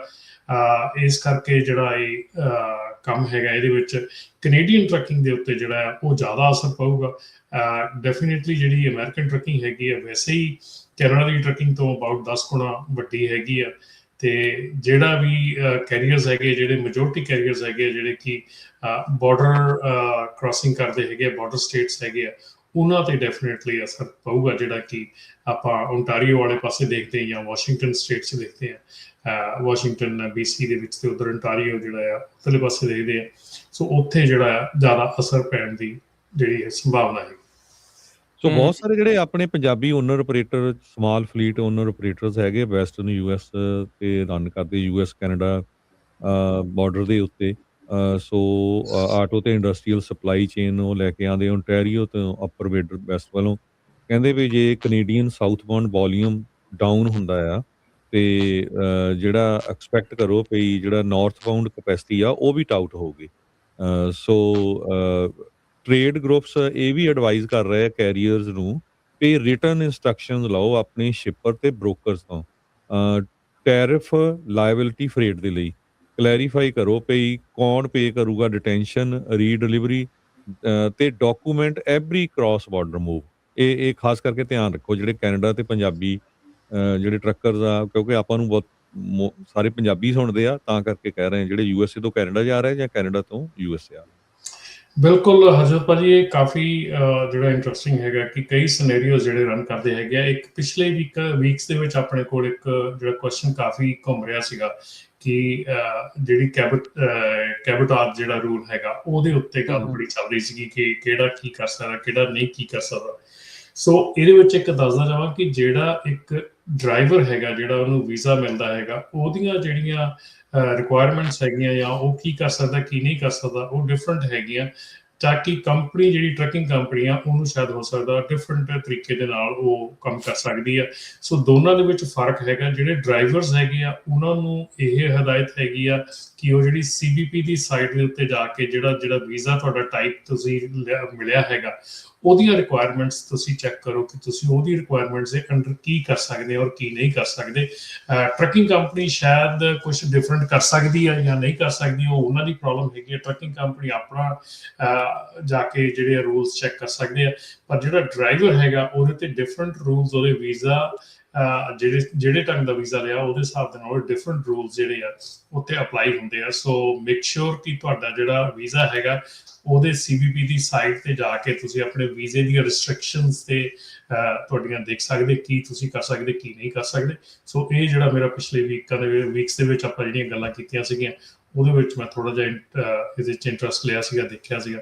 ਸੋ ਇਹ ਜਿਹੜੀ ਚੀਜ਼ ਆ ਇਹ ਡੈਫੀਨਿਟਲੀ ਜਿਹੜੇ ਕੈਨੇਡੀਅਨ ਡਰਾਈਵਰਸ ਹੈਗੇ ਆ ਉਹ ਧਿਆਨ 'ਚ ਰੱਖਣ ਕਿ ਸ਼ਾਇਦ ਹੋ ਸਕਦਾ ਤੁਹਾਡੀ ਕੰਪਨੀ ਕੁਛ ਕਰ ਸਕਦੀ ਹੋਵੇ ਆਪਣੇ ਉਸ ਲੈਵਲ ਤੇ ਉਹਨਾਂ ਦੇ ਅਥਾਰਟੀ ਦੇ ਹਿਸਾਬ ਨਾਲ, ਪਰ ਹੋ ਸਕਦਾ ਤੁਹਾਡਾ ਵੀਜ਼ਾ ਤੁਹਾਨੂੰ ਉਹ ਸਟੈਪ ਅਲਾਓ ਨਾ ਕਰਦਾ ਹੋਵੇ। ਰਾਜਕਰਨ ਜਿਹੜਾ ਆਪਾਂ ਐਮਟੀ ਟ੍ਰੇਲਰ ਦੀ ਵੀ ਗੱਲ ਕੀਤੀ ਸੀਗੀ ਕਿ ਕਿਸੇ ਨੇ ਗੱਲ ਕੀਤੀ ਸੀਗੀ ਐਮਟੀ ਟ੍ਰੇਲਰ ਇੱਧਰੋਂ ਇੱਧਰ ਮੂਵ ਕਰ ਸਕਦੇ ਆ, ਉਹ ਨਹੀਂ ਕਰ ਸਕਦੇ ਹੈਗੇ, ਚਾਹੇ ਉਹ ਇੱਕੋ ਕੰਪਨੀ ਦਾ ਚਾਹੇ ਕੁਛ ਵੀ ਆ, ਚਾਹੇ 5 ਮੀਲ ਹੈ ਚਾਹੇ ਕੁਛ ਵੀ ਹੈ, ਉਹ ਨਹੀਂ ਮੂਵ ਹੋ ਸਕਦਾ ਉਹ from one place to another place. So ਉਹ ਜਿਹੜੀ ਚੀਜ਼ ਹੈਗੀ ਆ ਉਹ ਡੈਫੀਨਿਟਲੀ ਉਹ ਕੰਪਨੀ ਸ਼ਾਇਦ ਉਹ ਆਥੋਰਾਈਜ਼ ਹੋਊਗੀ ਲੇਕਿਨ ਡਰਾਈਵਰ ਆਥੋਰਾਈਜ਼ ਨਹੀਂ ਹੈਗਾ ਉਹਨੂੰ ਮੂਵ ਕਰਨ ਦੇ ਲਈ, ਉਹਦੇ ਵੀਜ਼ੇ ਦੇ ਤਹਿਤ ਉਹ ਆਥੋਰਾਈਜ਼ ਨਹੀਂ ਹੈਗਾ। ਸੋ ਇਹ ਕਾਫੀ ਜਿਹੜੀਆਂ ਡੀਪ ਤੁਹਾਡੀਆਂ ਗੱਲਾਂ ਹੈਗੀਆਂ, ਤੁਸੀਂ ਜਿਹੜੇ ਕ੍ਰਾਸ ਬਾਰਡਰ ਹੈਗੇ ਆ ਉਹ ਜ਼ਰੂਰ ਧਿਆਨ ਰੱਖਿਆ ਕਰੋ। ਡਰਾਈਵਰ ਜ਼ਰੂਰ ਧਿਆਨ ਰੱਖਣ ਕਿ ਉਹਨਾਂ ਦਾ ਜਿਹੜਾ ਵੀਜ਼ਾ ਹੈਗਾ ਉਹਦੇ 'ਚ ਕਿਹੜੀਆਂ ਰਿਸਟ੍ਰਿਕਸ਼ਨਸ ਹੈਗੀਆਂ ਉਹ ਧਿਆਨ ਰੱਖੋ। ਇਹ ਜੇ ਕਿਸੇ ਨੇ ਇਦਾਂ ਐਮਟੀ ਵਗੈਰਾ ਜਿਹੜਾ ਕਰਨਾ ਫਿਰ ਉਹ ਡਿਫਰੈਂਟ ਵੀਜ਼ਾ ਹੁੰਦਾ ਹੈ? ਨਹੀਂ ਜੀ, ਵੀਜ਼ਾ ਡਿਫਰੈਂਟ ਨਹੀਂ ਹੁੰਦਾ, ਉਹਨਾਂ ਨੂੰ ਲੋਕਲ ਡਰਾਈਵਰ ਇੱਥੇ ਯੂਜ਼ ਕਰਨਾ ਪੈਂਦਾ, ਲੋਕਲ ਅਮਰੀਕਨ ਕੰਪਨੀ ਯੂਜ਼ ਕਰਨੀ ਪੈਂਦੀ ਹੈ ਟੂ ਮੂਵ ਦੈਟ ਫਰਟ। ਓਕੇ, ਠੀਕ ਹੈ ਜੀ, ਆਲਰਾਈਟ। ਇਹਦੇ ਵਿੱਚ ਤੁਸੀਂ ਇੱਕ ਸ਼ੁਰੂਆਤ 'ਚ ਗੱਲ ਕੀਤੀ ਸੀ ਕਿ ਆਪਾਂ ਥੋੜਾ ਜਿਹਾ ਡਿਫਰੈਂਟ ਜਿਹੜਾ ਹੁਣ ਅਗਲੇ ਟੌਪਿਕ ਦੇ ਗੱਲ ਵੱਲ ਨੂੰ ਜਿਹੜਾ ਉਹ ਵਧੀਏ, ਡਰਾਈਵਰ ਸ਼ਾਰਟੇਜ ਔਰ ਡਰਾਈਵਰ ਜੌਬ ਲਾਸ ਜਿਹੜਾ ਉਹ ਹੋ ਰਿਹਾ। ਸੋ ਇਹ ਸਿਚੁਏਸ਼ਨ ਕਿੱਦਾਂ ਦੀ ਜਿਹੜੀ ਇਹ ਬਣੀ ਹੈ? ਇੱਕ ਪਾਸੇ ਡਰਾਈਵਰ ਸ਼ਾਰਟੇਜ ਦਾ ਰੌਲਾ ਆ, ਦੂਜੇ ਪਾਸੇ ਉਹਨਾਂ ਦੀਆਂ ਜੌਬਸ ਘੱਟ ਹੋ ਰਹੀਆਂ, ਸਮਝ ਨਹੀਂ ਆ ਰਹੀ ਵੀ ਕੀ ਚੱਕਰ ਆ ਜੀ। ਰਾਜਕਰਨ ਇਹੋ ਹੀ ਅਨਕਨਵੈਨਸ਼ਨਲ ਜਿਹਾ ਕੰਮ ਹੋਇਆ ਪਿਆ ਜਿਹਦੇ ਵਿੱਚ ਕਿ ਜਿਹੜੀਆਂ ਬਹੁਤ ਕੰਪਨੀਜ਼ ਹੈਗੀਆਂ, ਜੇ ਗੱਲ ਕਰੀਏ ਤੇ ਐਵਰੇਜ ਆਊਟ 10% ਟੂ 15% ਜਿਹੜੀ ਫਲੀਟ ਕਪੈਸਿਟੀ ਹੈਗੀ ਆ ਉਹ ਐਮਟੀ ਖੜੀ ਹੈਗੀ ਆ, ਡਰਾਈਵਰ ਨਹੀਂ ਹੈਗਾ ਉਹਨਾਂ ਦੇ ਕੋਲ। ਔਰ ਜਿਹੜੀਆਂ ਬਹੁਤ ਫਲੀਟਸ ਹੈਗੀਆਂ ਉਹ ਕੱਟ ਡਾਊਨ ਕਰ ਰਹੀਆਂ ਹੈਗੀਆਂ, ਉਹ ਆਪਣਾ ਸਾਈਜ਼ ਕੱਟ ਡਾਊਨ ਕਰ ਰਹੀਆਂ ਹੈਗੀਆਂ। ਡਰਾਈਵਰ ਸ਼ਾਰਟੇਜ ਦੀ ਪ੍ਰੋਬਲਮ ਜਿਹੜੀ ਆ ਰਹੀ ਹੈਗੀ ਆ ਉਹ ਇਹ ਹੈਗੀ ਆ ਕਿ ਕੁਆਲੀਫਾਈਡ ਡਰਾਈਵਰ ਜਿਹੜਾ ਆ ਉਹ ਘੱਟ ਮਿਲ ਰਿਹਾ ਹੈਗਾ। ਕੁਆਲੀਫਾਈਡ ਡਰਾਈਵਰ ਤੋਂ ਮਤਲਬ ਸਿਰਫ ਇੱਕ ਨਾਨ ਡੋਮਿਸਾਈਲ ਲਾਇਸੈਂਸ ਵਾਲੀ ਨਹੀਂ ਗੱਲ ਕਰ ਰਿਹਾ ਮੈਂ, ਵੈਸੇ ਹੀ ਜਿਹੜੀ ਡਰਾਈਵਰ ਕਮਿਊਨਿਟੀ ਹੈਗੀ ਆ ਉਹਦੇ ਵਿੱਚ ਜਿਹੜੇ ਕਈ ਚੀਜ਼ਾਂ ਹੈਗੀਆਂ ਉਹ ਮਤਲਬ ਕਿ ਪ੍ਰੋਬਲਮ ਹੈਗੀ ਆ, ਕਿਸੇ ਦਾ ਡਰਗ ਟੈਸਟਿੰਗ ਤੇ ਪ੍ਰੋਬਲਮ ਚੱਲ ਰਹੀ ਆ, ਕਿਸੇ ਦੀਆਂ ਟਿਕਟਸ ਤੇ ਪ੍ਰੋਬਲਮ ਚੱਲ ਰਹੀ ਆ, ਪੁਆਇੰਟਸ ਜ਼ਿਆਦਾ ਹੈਗੇ ਆ ਲਾਇਸੈਂਸ ਦੇ ਉੱਤੇ। ਸੋ ਬਹੁਤ ਜ਼ਿਆਦੀਆਂ ਜਿਹੜੀਆਂ ਹੋਰ ਸਿਚੁਏਸ਼ਨਸ ਵੀ ਹੈਗੀਆਂ ਜਿਹੜੀਆਂ ਕਿ ਰੈਗੂਲਰ ਟਰੱਕਿੰਗ ਕੰਪਨੀ ਦੇ ਜਿਹੜੇ ਡਰਾਈਵਰਸ ਹੈਗੇ ਉਹਨਾਂ ਦੇ ਵਿੱਚ ਚੱਲ ਰਹੀਆਂ ਹੈਗੀਆਂ। ਸੋ ਉਹ ਜਿਹੜੀਆਂ ਚੀਜ਼ਾਂ ਹੈਗੀਆਂ ਉਹਨਾਂ ਦੇ ਪ੍ਰੋਬਲਮ ਹੈਗੀ ਹੈ। ਜਿਹੜੇ ਵੈਲ ਕੁਆਲੀਫਾਈਡ ਡਰਾਈਵਰਸ ਹੈਗੇ ਆ ਉਹਨਾਂ ਦੀ ਅਵੇਲੇਬਿਲਿਟੀ ਬਹੁਤ ਘੱਟ ਹੈ। ਤੇ ਇਸ ਨੂੰ ਪੂਰਾ ਕਰਨ ਦੇ ਲਈ ਇੰਡਸਟਰੀ ਵੀ ਕੁਛ ਕਰ ਰਹੀ ਆ। ਆਪਾਂ ਵੈਟਰਨ ਵਾਲਾ ਤਾਂ ਦੇਖਿਆ ਹੀ ਆ, ਸੁਣਿਆ ਵੀ ਇਸ ਵਾਰ ਥੋੜਾ ਵਧਾ ਚੜਾ ਕੇ ਆਪਾਂ ਨੂੰ ਪਤਾ ਵੀ ਪ੍ਰਸ਼ਾਸਨ ਜਿਹੜਾ ਉਹ ਦੱਸ ਰਿਹਾ ਵੀ ਉਹਨਾਂ ਨੂੰ ਆਪਾਂ ਇੱਧਰ ਲੈ ਆਉਣਾ, ਪਰ ਇਸ ਦੀ ਪੂਰਤੀ ਕਿੱਦਾਂ ਜਿਹੜੀ ਉਹ ਹੋ ਰਹੀ ਆ ਵੈਲ ਕੁਆਲੀਫਾਈਡ ਡਰਾਈਵਰਸ ਦੀ, ਜਾਂ it's going to take time? It's going to take time. ਅਜੇ ਤਾਂ ਜਿਹੜੀ ਇਸ ਵੇਲੇ ਜਿਹੜੀ ਪ੍ਰਸ਼ਾਸਨ ਹੈਗਾ, ਐਡਮਿਨਿਸਟ੍ਰੇਸ਼ਨ ਹੈਗੀ ਆ, ਉਹਨਾਂ ਦਾ ਜ਼ੋਰ ਇਨਫੋਰਸਮੈਂਟ ਤੇ ਲੱਗਾ ਹੋਇਆ, ਇਨਫੋਰਸਮੈਂਟ ਦੇ ਉੱਤੇ ਸਾਰਾ ਕੰਮ ਚੱਲ ਰਿਹਾ ਹੈਗਾ। ਸੋ ਇਸ ਵੇਲੇ ਜਿਹੜੀ ਚੀਜ਼ ਹੈ ਕਿ ਇਹਨੂੰ ਦੁਬਾਰਾ ਫਿਲਅਪ ਕਿਵੇਂ ਕਰਨਾ ਆ, ਡੈਫੀਨੇਟਲੀ ਜਿਹੜੇ ਟਰੱਕ ਸਕੂਲਸ ਹੈਗੇ ਆ, ਕੁਛ ਟਰੱਕ ਸਕੂਲਸ ਹੈਗੇ ਜਿਨ੍ਹਾਂ ਨਾਲ ਮੇਰੀ ਗੱਲਬਾਤ ਹੋਈ ਆ, ਉਹ ਕਹਿ ਰਹੇ ਆ ਕਿ ਹੌਲੀ ਹੌਲੀ ਜਿਹੜਾ ਆ ਸਿਚੁਏਸ਼ਨ ਬਦਲ ਰਹੀ ਆ, ਲੋਕੀ ਆ ਰਹੇ ਆ, ਕਈ ਪ੍ਰੀਵੀਅਸ ਲੋਕੀ ਜਿਹੜੇ ਪਹਿਲਾਂ ਕੰਮ ਕਰਦੇ ਸੀ ਉਹ ਆ ਰਹੇ ਆ। So it is going to take time ਜੀ। ਸੋ ਇਹ ਜਿਹੜੀ ਚੀਜ਼ ਆ ਦੇਖਣ ਵਾਲੀ ਜਿਹੜੀ ਉਹ ਲੋੜ ਆ, ਇਹ ਵੀ ਚੀਜ਼ ਜੇ ਗੱਲਬਾਤ ਤੁਹਾਡੀ ਹੋਈ ਆ ਜਾਂ ਉਹਨਾਂ ਨੇ ਹੁਣ ਦੱਸਿਆ ਵੀ ਜਿਹੜੇ ਸਿੱਖਣ ਵਾਲਿਆਂ ਦਾ ਨਜ਼ਰੀਆ ਹੁਣ ਬਦਲਿਆ, ਜਿਹੜਾ ਤੁਸੀਂ ਕਹਿੰਦੇ ਵੀ ਜਿੱਦਾਂ ਓਲਡ ਵੀ ਆ ਰਹੇ ਆ ਵੀ ਉਹਨਾਂ ਦਾ ਨਜ਼ਰੀਆ ਬਦਲਿਆ ਨਜ਼ਰ ਆ ਰਿਹਾ ਹੈ ਉਹਨਾਂ ਨੂੰ ਸਿੱਖਣ ਵਾਲਿਆਂ ਦਾ? ਉਹ ਤਾਂ ਟਾਈਮ ਪਾ ਕੇ ਪਤਾ ਲੱਗ ਸਕਦਾ ਕਿਉਂਕਿ ਅਜੇ ਸ਼ੁਰੂਆਤ ਹੈ ਇਸ ਚੀਜ਼ ਦੀ ਕਿ ਰੀਫਿਲ ਕਿੱਦਾਂ ਕਰਨਾ ਹੈ। ਇਹ ਗੈਪ ਜਿਹੜਾ ਹੁਣ ਜੇ ਆਪਾਂ ਕਹੀਏ 2 ਲੱਖ ਨਾਨ ਡੋਮਿਸਾਈਲ ਲਾਇਸੈਂਸ ਨੂੰ ਰਿਮੂਵ ਕਰਨਾ ਤਾਂ 2 ਲੱਖ ਦਾ ਜਿਹੜਾ ਗੈਪ ਆ ਉਹ ਕਿਵੇਂ ਭਰਨਾ ਹੈਗਾ ਔਰ ਕਿਹਨੇ ਭਰਨਾ ਹੈਗਾ, ਉਹ ਚੀਜ਼ਾਂ ਜਿਹੜੀਆਂ ਆਉਣ ਵਾਲੇ ਸਮੇਂ ਦੇ ਵਿੱਚ ਪਤਾ ਲੱਗਣਗੀਆਂ। ਪਰ ਅਗੇਨ ਆਪਾਂ ਟਾਈਮ ਟੂ ਟਾਈਮ ਪਿਛਲੇ ਪ੍ਰੋਗਰਾਮਾਂ ਦੇ ਵਿੱਚ ਇਹ ਗੱਲ ਕਰਦੇ ਆ ਰਹੇ ਹਾਂ ਕਿ ਆਪਣੇ ਜਿਹੜੇ ਡਰਾਈਵਰ ਜਿਹੜੇ ਵੀ ਸਿਸਟਮ ਦੇ ਵਿੱਚੋਂ ਬਾਹਰ ਨਿਕਲੇ ਹੈਗੇ ਆ, ਜੇ ਤੁਸੀਂ ਟਰੱਕ ਡਰਾਈਵਿੰਗ ਹੀ ਕਰਨੀ ਹੈਗੀ ਆ, ਟਰੱਕਿੰਗ ਹੀ ਕਰਨੀ ਹੈਗੀ ਆ, ਤਾਂ ਮੇਕ ਸ਼ੋਰ ਆਪਣੇ ਆਪ ਨੂੰ ਰੈਡੀ ਕਰੋ ਟਰੱਕਿੰਗ ਦੇ ਲਈ। ਮੇਕ ਸ਼ੋਰ ਤੁਸੀਂ ਜੇ ਹੋਰ ਕੋਈ ਜੌਬ ਵੀ ਕਰਨ ਲੱਗ ਗਏ ਆ, ਉਹਦੇ ਨਾਲ ਨਾਲ ਤੁਸੀਂ ਇੰਗਲਿਸ਼ ਦੀਆਂ ਕਲਾਸਿਸ ਲਾਓ ਆਪਣੀਆਂ, ਟਰੱਕਿੰਗ ਦੇ ਬਾਰੇ ਦੇ ਵਿੱਚ ਹੋਰ ਅੰਡਰਸਟੈਂਡ ਕਰੋ, ਲਰਨ ਕਰੋ, ਤਾਂ ਕਿ ਤੁਹਾਨੂੰ ਜਿਹੜਾ ਆਉਣ ਵਾਲਾ ਸਮਾਂ ਜਦੋਂ ਤੁਸੀਂ ਐਲੀਜੀਬਲ ਹੋ ਜਾਓਗੇ ਟਰੱਕਿੰਗ ਵਾਸਤੇ ਤਾਂ ਤੁਸੀਂ ਰੈਡੀ ਹੋਣੇ ਚਾਹੀਦੇ ਆ। Eligibility and readiness is two different thing. ਤੁਸੀਂ ਐਲੀਜੀਬਲ ਹੋ ਸਕਦੇ ਪਰ ਰੈਡੀ ਨਹੀਂ ਹੋ ਸਕਦੇ। ਹੁਣ ਆਪਣੇ ਕੋਲ ਬਹੁਤ ਸਿਟੀਜ਼ਨ ਡਰਾਈਵਰਸ ਐਸੇ ਹੈਗੇ ਆ ਜਿਹੜੇ ਕਿ ਇੰਗਲਿਸ਼ ਪ੍ਰੋਫੀਸ਼ੀਐਂਸੀ ਦੇ ਵਿੱਚ ਆਊਟ ਹੋ ਗਏ ਆ। ਸੋ ਉਹਨਾਂ ਨੂੰ ਇਹ ਜ਼ਰੂਰ ਬੇਨਤੀ ਹੈ ਕਿ ਜੇ ਤੁਸੀਂ ਗੁੱਡ ਡਰਾਈਵਰਸ ਆ, and I understand totally agree ਕਿ ਉਹ ਗੁੱਡ ਡਰਾਈਵਰਸ ਹੈਗੇ ਆ, ਲੌਂਗ ਟਾਈਮ ਤੋਂ ਡਰਾਈਵ ਕਰਦੇ ਹੈਗੇ ਆ, ਔਰ ਪਰ ਜੇ ਇੰਗਲਿਸ਼ ਪ੍ਰੋਫੀਸ਼ੀਐਂਸੀ ਨੂੰ ਇੱਕ ਗਲਤ ਤਰੀਕੇ ਦੇ ਨਾਲ ਇਸ ਵੇਲੇ ਪੋਰਟਰੇ ਕੀਤਾ ਜਾ ਰਿਹਾ ਕਿ ਉਹਨੂੰ ਕਿਹਾ ਜਾ ਰਿਹਾ ਕਿ ਇੰਗਲਿਸ਼ ਪ੍ਰੋਫੀਸ਼ੀਐਂਸੀ ਜਿਹੜੀ ਆ ਉਹ not required for trucking. English proficiency ਦਾ ਮਤਲਬ ਸਿਰਫ ਇਹ ਆ ਕਿ ਤੁਹਾਨੂੰ ਰੋਡ ਸਾਈਨ ਪੜ੍ਹਨੇ ਆਉਣੇ ਚਾਹੀਦੇ। ਰੋਡ ਸਾਈਨ ਦਾ ਮਤਲਬ ਕੀ ਆ ਉਹ ਪਤਾ ਹੋਣਾ ਚਾਹੀਦਾ। ਤੁਸੀਂ ਜਦੋਂ ਡੌਕ ਤੇ ਜਾਂਦੇ ਆ, ਤੁਸੀਂ ਡੌਕ ਦੇ ਉੱਤੇ ਕਿੱਦਾਂ ਗੱਲ ਕਰਨੀ ਆ, ਤੁਸੀਂ ਪੇਪਰ ਵਰਕ ਸਾਈਨ ਕਰ ਰਹੇ ਆ, ਤੁਸੀਂ ਲਾਇਬਿਲਿਟੀ ਐਕਸੈਪਟ ਕਰ ਰਹੇ ਆ, ਤੁਹਾਨੂੰ ਪਤਾ ਹੋਣਾ ਚਾਹੀਦਾ ਤੁਸੀਂ ਕਿੱਦਾਂ ਕਿਹੜੇ ਸਾਈਨ ਕਰ ਰਹੇ ਆ, ਤੁਹਾਨੂੰ ਕੀ ਕਿਹਾ ਜਾ ਰਿਹਾ, ਤੁਹਾਡੇ ਰਾਈਟਸ ਕੀ ਆ। ਹੁਣ ਤੁਹਾਨੂੰ ਰਾਈਟਸ ਤਾਂ ਪਤਾ ਹੈ ਲੇਕਿਨ ਸਮਝਾਉਣੇ ਨਹੀਂ ਆ ਰਹੇ ਤੇ ਉਹਦੇ ਵਿੱਚ ਤੁਸੀਂ ਕੀ ਕਰ ਲਓਗੇ, ਠੀਕ ਹੈ ਨਾ।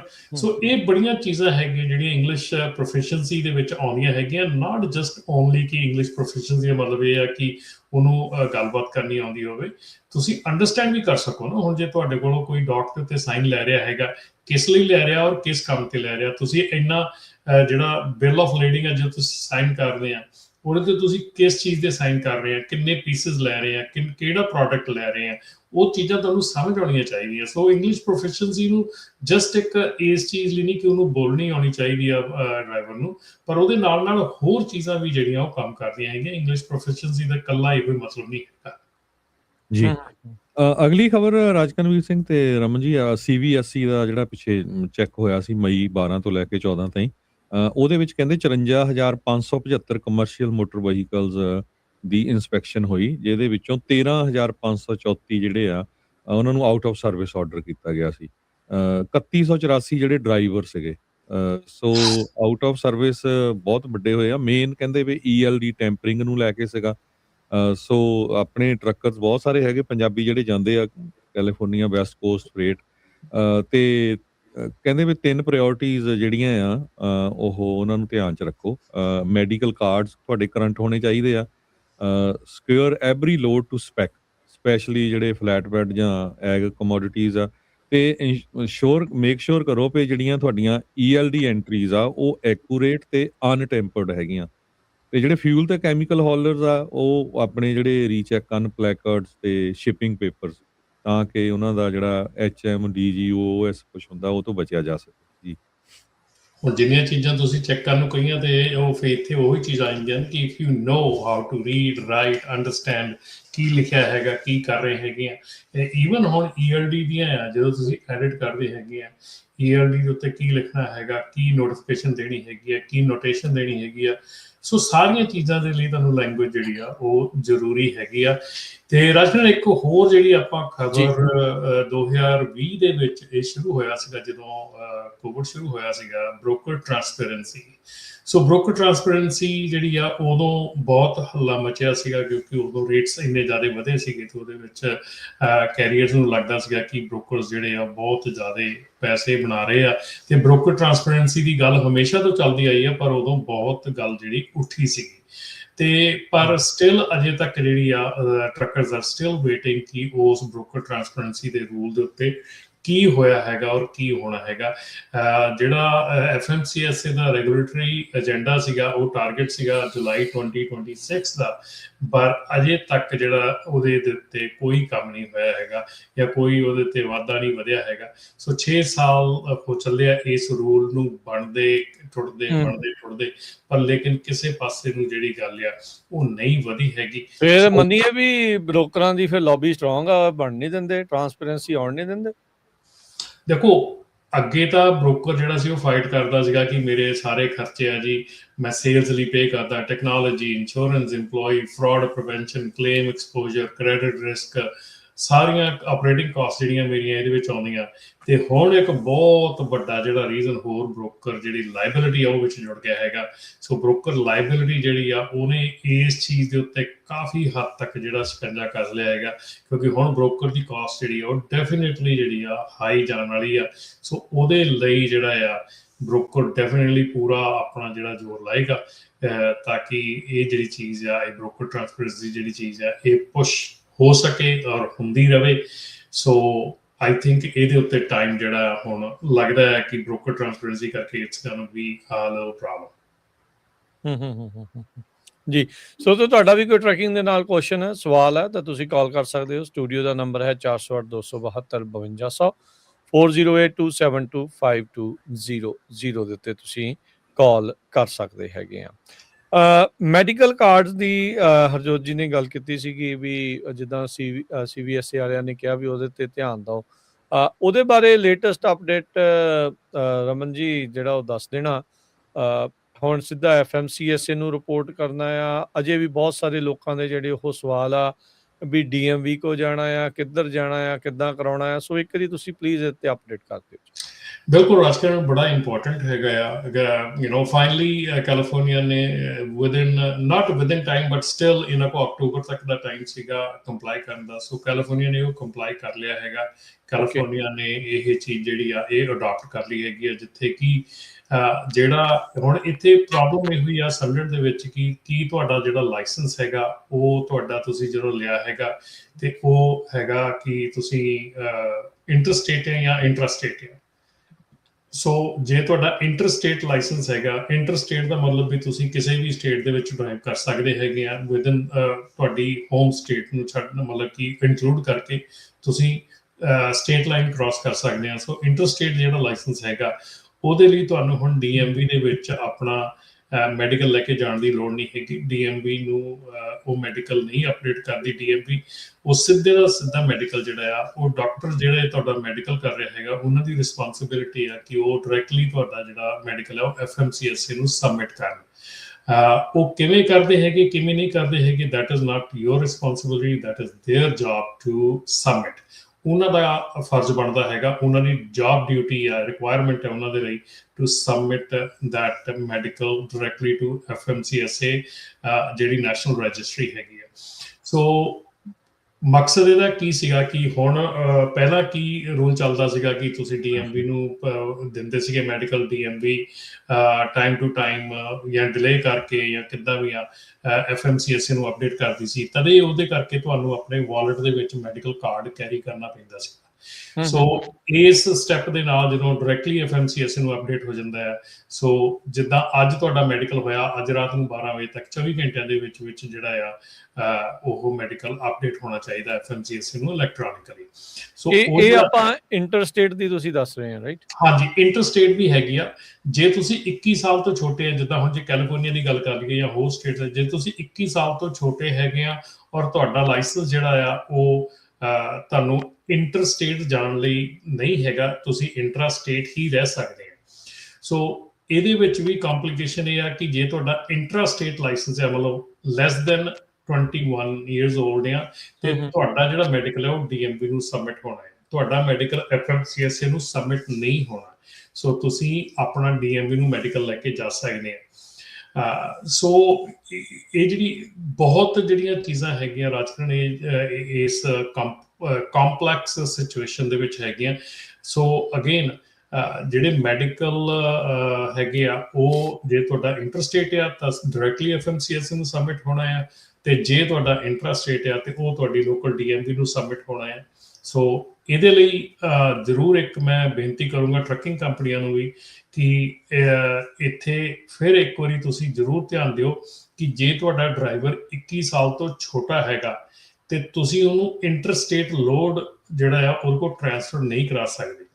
ਸੋ ਡਜ਼ਨਟ ਮੀਨ ਕਿ ਉਹ ਬਿਲਕੁਲ ਉਹ ਜਿੱਦਾਂ ਮੰਨ ਲਓ ਕਿ ਸਟਾਕਟਨ ਤੋਂ ਉਹ LA ਜਾ ਰਿਹਾ ਹੈਗਾ, ਪਰ ਉਹ ਸਟਾਕਟਨ ਦੇ ਵਿੱਚ ਲੋਡ ਜਿਹੜਾ ਆ ਉਹ ਬਾਹਰੋਂ ਆਇਆ ਹੈਗਾ ਕੈਲੀਫੋਰਨੀਆ ਤੋਂ, ਉਹ ਲੋਡ ਲੋਕਲੀ ਉਹ ਟ੍ਰਾਂਸਫਰ ਨਹੀਂ ਕਰ ਸਕਦਾ ਹੈਗਾ। ਜੇ ਉਹਨੂੰ ਰਾਹ 'ਚ ਪੁਲਿਸ ਰੋਕਦੀ ਆ, ਉਹਨੂੰ CHP ਰੋਕਦੀ ਆ, ਤਾਂ they will give him a ticket ਕਿ ਉਹਦਾ ਜਿਹੜਾ ਉਹ ਲੋਡ ਆ ਉਹ ਉਹਦੇ ਲਾਇਸੈਂਸ ਲਈ ਨਹੀਂ ਹੈਗਾ, ਸੋ ਉਹ ਨਹੀਂ ਕਰ ਸਕਦਾ ਹੈਗਾ ਉਹ ਲੋਡ। ਸੋ ਇਹ ਜਿਹੜੀਆਂ ਚੀਜ਼ਾਂ ਹੈਗੀਆਂ ਲਿਟਲ ਕੰਪਲੀਕੇਟਡ ਹੈਗੀਆਂ, ਪਰ ਹੁਣ ਰੀਸੈਂਟਲੀ ਅਸੀਂ ਇਹਦਾ ਦੇਖ ਰਹੇ ਹਾਂ, ਕਿਉਂਕਿ ਅਸੀਂ ਜਿਹੜਾ ਟਿਕਟ ਫਾਈਟਿੰਗ ਦਾ ਕਰਦੇ ਹੈਗੇ ਆ ਨਾਪਟਾ ਦੇ ਅੱਲੇ, ਉਹਦੇ ਵਿੱਚ ਦੇਖ ਰਹੇ ਕਿ ਕਈ ਡਰਾਈਵਰਸ ਨੂੰ ਇਹੋ ਜਿਹੀਆਂ ਟਿਕਟਸ ਮਿਲ ਰਹੀਆਂ ਹੈਗੀਆਂ ਜਿਹੜੀਆਂ ਕਿ ਉਹਨਾਂ ਦੇ ਲਾਇਸੈਂਸ ਦੇ ਉੱਤੇ ਉਹ ਉੱਦਾਂ ਦਾ ਫਰੀਟ ਨਹੀਂ ਕਰ ਸਕਦੇ ਹੈਗੇ। ਸੋ ਇਹ ਚੀਜ਼ਾਂ ਜਿਹੜੀਆਂ ਇਹ ਬਹੁਤ ਧਿਆਨ ਦੇਣ ਯੋਗ ਆ। ਤੁਹਾਨੂੰ ਜਿਹੜੇ ਆਉਣ ਵਾਲਾ ਸਮਾਂ ਹੈਗਾ ਉਹਦੇ ਵਿੱਚ ਇਹ ਚੀਜ਼ਾਂ ਕੰਪਲੀਕੇਸ਼ਨ ਜਿਹੜੀਆਂ ਵਧੀ ਜਾਣੀਆਂ। ਜੀ, ਤੇ ਆਪਣੇ ਨਾਲ ਕੁਝ ਕਾਲਰ ਵੀ ਜੁੜ ਰਹੇ ਆ, ਆਪਾਂ ਉਹਨਾਂ ਦੇ ਵੀ ਵਿਚਾਰ ਜਿਹੜਾ ਸੁਣਦੇ ਆ। ਨੰਬਰ ਹੈ, ਜੇ ਕੋਈ ਸਵਾਲ ਆ ਤੁਹਾਨੂੰ ਮੈਡੀਕਲ ਦੇ ਕਾਰਡ ਦੇ ਸੰਬੰਧਿਤ, ਜੇ ਤੁਹਾਡਾ ਕੋਈ ਕੁਐਸਚਨ ਆ, ਕੋਈ ਸਰਟਨ ਤੁਹਾਡੀ ਸਿਚੁਏਸ਼ਨ ਆ, ਤਾਂ ਉਹ ਤੁਸੀਂ ਪੁੱਛ ਵੀ ਸਕਦੇ ਆ। 408 272 5200 4082725200। ਹਾਂਜੀ ਅਮਰੀਕ ਜੀ, ਜੀ ਆਇਆਂ ਨੂੰ ਜੀ, ਕੀ ਸਵਾਲ ਹੈ? ਸਤਿ ਸ਼੍ਰੀ ਅਕਾਲ। ਸਤਿ ਸ਼੍ਰੀ ਅਕਾਲ ਜੀ, ਨੰਬਰ ਆਵਾਂ ਜੀ। ਸਤਿ ਸ਼੍ਰੀ ਅਕਾਲ ਜੀ। ਹਾਂਜੀ, ਮੇਰਾ ਸਵਾਲ ਸੀਗਾ ਵੀ ਜੇ 8 ਘੰਟੇ ਤੋਂ ਘੱਟ ਡਰਾਈਵ ਕਰੀਏ ਤਾਂ ਫਿਰ ਆਪਾਂ ਨੂੰ 34 ਘੰਟੇ ਐਵਰੀ ਡੇ, ਸੋ 34 ਘੰਟੇ ਆਫ ਦੀ ਜ਼ਰੂਰਤ ਹੈ ਜਾਂ ਨਹੀਂ? ਤੇ ਦੂਜਾ ਸਵਾਲ ਸੀਗਾ ਵੀ PCP ਲਈ ਆਪਾਂ ਨੂੰ ਕੀ ਕਰਨਾ ਪਏਗਾ ਜੇ ਆਪਾਂ FMCA ਤੋਂ ਲੈਣਾ ਹੋਵੇ? ਕੀ ਲੈਣਾ ਹੋਵੇ FMCSA ਕੋਲ ਜੀ? PCP, ਹਾਂਜੀ, ਡਰਾਈਵਰ ਰੈਕਟ ਉਹਨਾਂ ਕੋਲ ਕਿਹੋ ਜਿਹਾ, ਤੁਹਾਡੀ ਪੁਰਾਣੀ ਹਿਸਟਰੀ ਦੇ ਵਿੱਚ ਕੀ ਕੁਛ ਮਤਲਬ ਹੋਇਆ ਵਾ? ਨਾਟ DMB, PCP FMCA ਤੋਂ। FMCSA ਤੋਂ ਨਹੀਂ, ਉਹ PSP ਹੈ ਜੀ, ਪ੍ਰੀ ਇੰਪਲੋਇਮੈਂਟ ਸਕਰੀਨਿੰਗ ਪ੍ਰੋਗਰਾਮ। ਹਾਂਜੀ, ਉਹ ਆਪਾਂ ਇੰਡੀਵਿਜੂਅਲ ਲੈ ਸਕਦੇ ਹਾਂ ਆਪਾਂ, ਮਤਲਬ ਐਜ਼ ਅ ਡਰਾਈਵਰ? ਹਾਂਜੀ, PSP ਜਿਹੜਾ ਡਰਾਈਵਰ ਵਾਸਤੇ ਫ੍ਰੀ ਹੈ ਜੀ। ਤੁਸੀਂ FMCSA ਦੀ ਸਾਈਟ ਤੇ ਜਾ ਕੇ PSP ਪ੍ਰੋਗਰਾਮ ਦੇ ਵਿੱਚ ਇਨਰੋਲ ਹੋ ਸਕਦਾ driver, and free of cost ਹੈਗਾ, ਉਹਦੀ ਕੋਈ ਕਾਸਟ ਨਹੀਂ ਹੈਗੀ ਜੀ। ਤੇ ਦੂਸਰਾ 8 ਘੰਟੇ ਤੋਂ ਜੇ ਘੱਟ ਡਰਾਈਵ ਕਰਦੇ ਆ ਫਿਰ 34 ਘੰਟੇ ਕੰਟੀਨਿਊ, ਮਤਲਬ ਫਿਰ 34 ਘੰਟੇ ਆਫ ਕਰਨ ਦੀ ਜ਼ਰੂਰਤ ਹੈ ਕਿ ਤੁਸੀਂ ਐਵਰੀ ਡੇ 365 8 ਆਵਰ ਕਰ ਲੈਸ ਦੈਨ 8 ਆਵਰ ਡਰਾਈਵ ਕਰ ਸਕਦੇ ਆ? ਸੋ ਉਹ ਤੁਹਾਡੀ ਇਹਨੂੰ ਕਹਿ ਦਿੰਦੇ ਆ ਰੋਲਿੰਗ ਲੌਗ ਬੁੱਕ ਜੀ। ਰੋਲਿੰਗ ਲੌਗ ਬੁੱਕ ਦੇ ਵਿੱਚ ਤੁਸੀਂ ਜਿੰਨੇ ਘੰਟੇ ਡਰਾਈਵ ਕਰਦੇ ਆ, ਤੁਹਾਡਾ ਨੈਕਸਟ ਡੇ ਤੁਸੀਂ ਕਿੰਨੇ ਘੰਟੇ ਕਰਦੇ ਆ, ਆਫਟਰ ਤੁਹਾਡਾ ਜਿਹੜਾ 70 ਆਵਰ ਦਾ ਪੀਰੀਅਡ ਹੈਗਾ, ਉਹਦੇ ਬਾਅਦ ਤੁਹਾਡੇ ਪਿਛਲੇ ਦਿਨ ਵਾਲੇ ਆਵਰਸ ਜਿਹੜੇ ਰੋਲ ਆਊਟ ਹੋ ਜਾਂਦੇ ਆ। ਨੈਕਸਟ ਡੇ 'ਚ ਤੁਹਾਨੂੰ ਉਨੀ ਅਵੇਲੇਬਿਲਿਟੀ ਹੋ ਜਾਂਦੀ ਆ। ਸੋ ਉਹਨੂੰ ਰੋਲਿੰਗ ਲੌਗ ਬੁੱਕ ਕਹਿੰਦੇ ਹੈਗੇ ਆ। ਜੇ ਤੁਸੀਂ 8 ਘੰਟੇ ਤੋਂ ਘੱਟ ਚਲਾ ਰਹੇ ਹੈਗੇ ਆ ਤਾਂ ਡੈਫੀਨੇਟਲੀ ਉਹਦੀ ਜਿਹੜੀ ਆ ਰੋਲਿੰਗ ਆਵਰਸ ਦੇ ਵਿੱਚ ਬਹੁਤ ਕੰਪਨੀਆਂ ਐਸੀਆਂ ਹੈਗੀਆਂ ਵੱਡੀਆਂ ਜਿਹੜੀਆਂ ਜਿਨ੍ਹਾਂ ਦੇ ਡਰਾਈਵਰ ਨੈਵਰ ਟੇਕ 34 ਆਵਰ ਰੀਸੈਟ, ਕਿਉਂਕਿ ਉਹਨਾਂ ਦੇ ਰੋਲਿੰਗ ਆਵਰਸ ਦੇ ਵਿੱਚ ਉਹਨਾਂ ਦਾ ਚੱਲਦਾ, ਮਤਲਬ ਉਹ ਘੰਟੇ ਵੱਧਦੇ ਜਾਂਦੇ, ਮਿਲਦੇ ਜਾਂਦੇ ਅੱਗੇ। ਜਿਹੜੇ ਘੰਟੇ ਤੁਸੀਂ ਘੱਟ ਚਲਾਏ ਆ ਉਹ ਨੈਕਸਟ ਡੇ ਤੇ ਨੈਕਸਟ ਜਿਹੜਾ ਤੁਹਾਡਾ ਪੀਰੀਅਡ ਹੈਗਾ ਉਹਦੇ ਤੇ ਰੋਲ ਆਊਟ ਹੋ ਜਾਂਦੇ ਆ। ਉਹਨੂੰ ਰੋਲਿੰਗ ਲੌਗ ਬੁੱਕ ਕਹਿ ਦਿੰਦੇ। ਠੀਕ ਹੈ ਜੀ। ਜੀ ਠੀਕ ਹੈ ਜੀ, ਧੰਨਵਾਦ ਜੀ। ਤੇ ਇਹਦੇ ਨਾਲ ਹੀ ਆਪਾਂ ਰਾਜਕਰਨ ਇੱਕ ਚੀਜ਼ ਹੋਰ ਦੱਸ ਦਈਏ ਕਿ ਜਿਹੜਾ ਇਸ ਵੇਲੇ ਇੱਕ ਪਾਇਲਟ ਪ੍ਰੋਗਰਾਮ ਜਿਹੜਾ ਚੱਲਿਆ ਸੀਗਾ, ਸਟੱਡੀ ਚੱਲੀ ਸੀਗੀ, ਉਹ ਸੀਗੀ ਕਿ ਜਿਹੜੇ flexible sleeper berth program pilot program ਸੀਗਾ, ਤੇ ਇੱਕ ਸਪਲਿਟ ਡਿਊਟੀ ਪੀਰੀਅਡ ਸੀਗਾ ਪਾਇਲਟ ਪ੍ਰੋਗਰਾਮ। ਇਹ ਦੋਨਾਂ ਦੀ ਜਿਹੜੀ ਇਨੀਸ਼ੀਅਲ ਸਟੱਡੀ ਆ ਉਹ ਖਤਮ ਹੋ ਗਈ ਆ ਹੁਣ, ਜਿਹੜੀ ਕਿ April 1 ਤੋਂ ਲੈ ਕੇ ਤੇ June 11 ਤੱਕ ਚੱਲੀ ਸੀਗੀ ਸਪਲਿਟ ਬਰਥ ਦੀ, ਤੇ ਦੂਜੇ ਦੀ May 18 ਤੋਂ ਲੈ ਕੇ July 17 ਤੱਕ ਚੱਲੀ ਸੀ ਸਪਲਿਟ ਡਿਊਟੀ ਦੀ। ਸੋ ਇਹ ਜਿਹੜੀਆਂ ਦੋਨੋਂ ਹੀ ਜਿਹੜੇ ਪ੍ਰੋਗਰਾਮ ਸੀਗੇ ਉਹ ਰਿਜ਼ਲਟ ਉਹਨਾਂ ਨੇ ਦੱਸਦੇ ਇਹਨਾਂ ਸਟੱਡੀਜ਼ ਦੇ?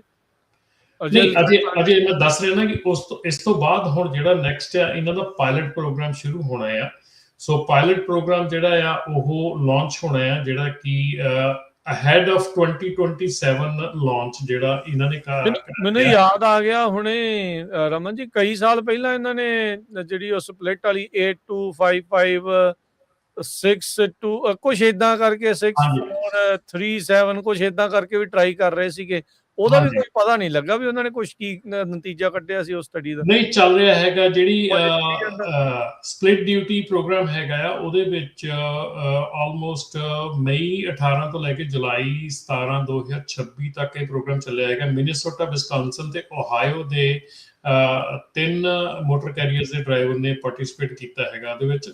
ਸੋ ਇਹ ਜਿਹੜੀ ਚੀਜ਼ ਆ ਹੁਣ ਇਹਦਾ ਜਿਹੜਾ ਨੈਕਸਟ ਸਟੈਪ ਹੈਗਾ ਆ ਕਿ ਇਹਦੇ ਟੈਸਟ ਜਿਹੜੇ ਪ੍ਰੀ ਟੈਸਟ ਹੈਗਾ ਉਹਦੇ ਰਿਜ਼ਲਟ ਰਿਵਿਊ ਕਰਕੇ ਤੇ ਜਿਹੜਾ ਪਾਇਲਟ ਪ੍ਰੋਗਰਾਮ ਆ ਉਹ 2027 ਦੇ ਲਾਂਚ ਤੋਂ ਪਹਿਲਾਂ ਜਿਹੜਾ ਆ ਸੋ ਉਹ ਸ਼ੁਰੂ ਹੋਣਾ ਆ। ਤੇ ਈਚ ਪਾਇਲਟ ਪ੍ਰੋਗਰਾਮ ਦੇ ਵਿੱਚ 256 ਡਰਾਈਵਰ ਹੋਣੇ ਆ ਤੇ ਜਿਹੜੇ ਕਿ ਇਸ ਪ੍ਰੋਗਰਾਮ ਦੇ ਵਿੱਚ ਪਾਰਟਿਸਿਪੇਟ ਕਰਨਗੇ। ਸੋ 2027 ਦੇ ਜਿਹੜਾ ਰੋਲ ਆਊਟ ਹੈਗਾ ਉਸ ਤੋਂ ਪਹਿਲਾਂ ਇਹ ਚੀਜ਼ਾਂ ਜਿਹੜੀਆਂ ਇਹ ਹੋ ਰਹੀਆਂ ਹੈਗੀਆਂ ਇਸ ਵੇਲੇ।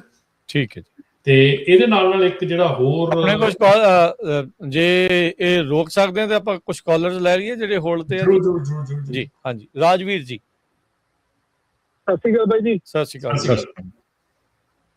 ਬਾਈ ਜੀ। ਮੇਰਾ ਸਵਾਲ ਹੈਗਾ, ਮੈਂ ਲੋਕਲ ਕੈਲੀਫੋਰਨੀਆ 'ਚ ਕੰਮ ਕਰਦਾ ਆ ਇੱਥੇ ਲਾਸਟ 6 ਈਅਰ ਤੋਂ। ਆਪਣੀ ਕੰਪਨੀ ਐਕਟਰਾ ਕਾਫੀ ਚਲਾਉਣਾ ਆ।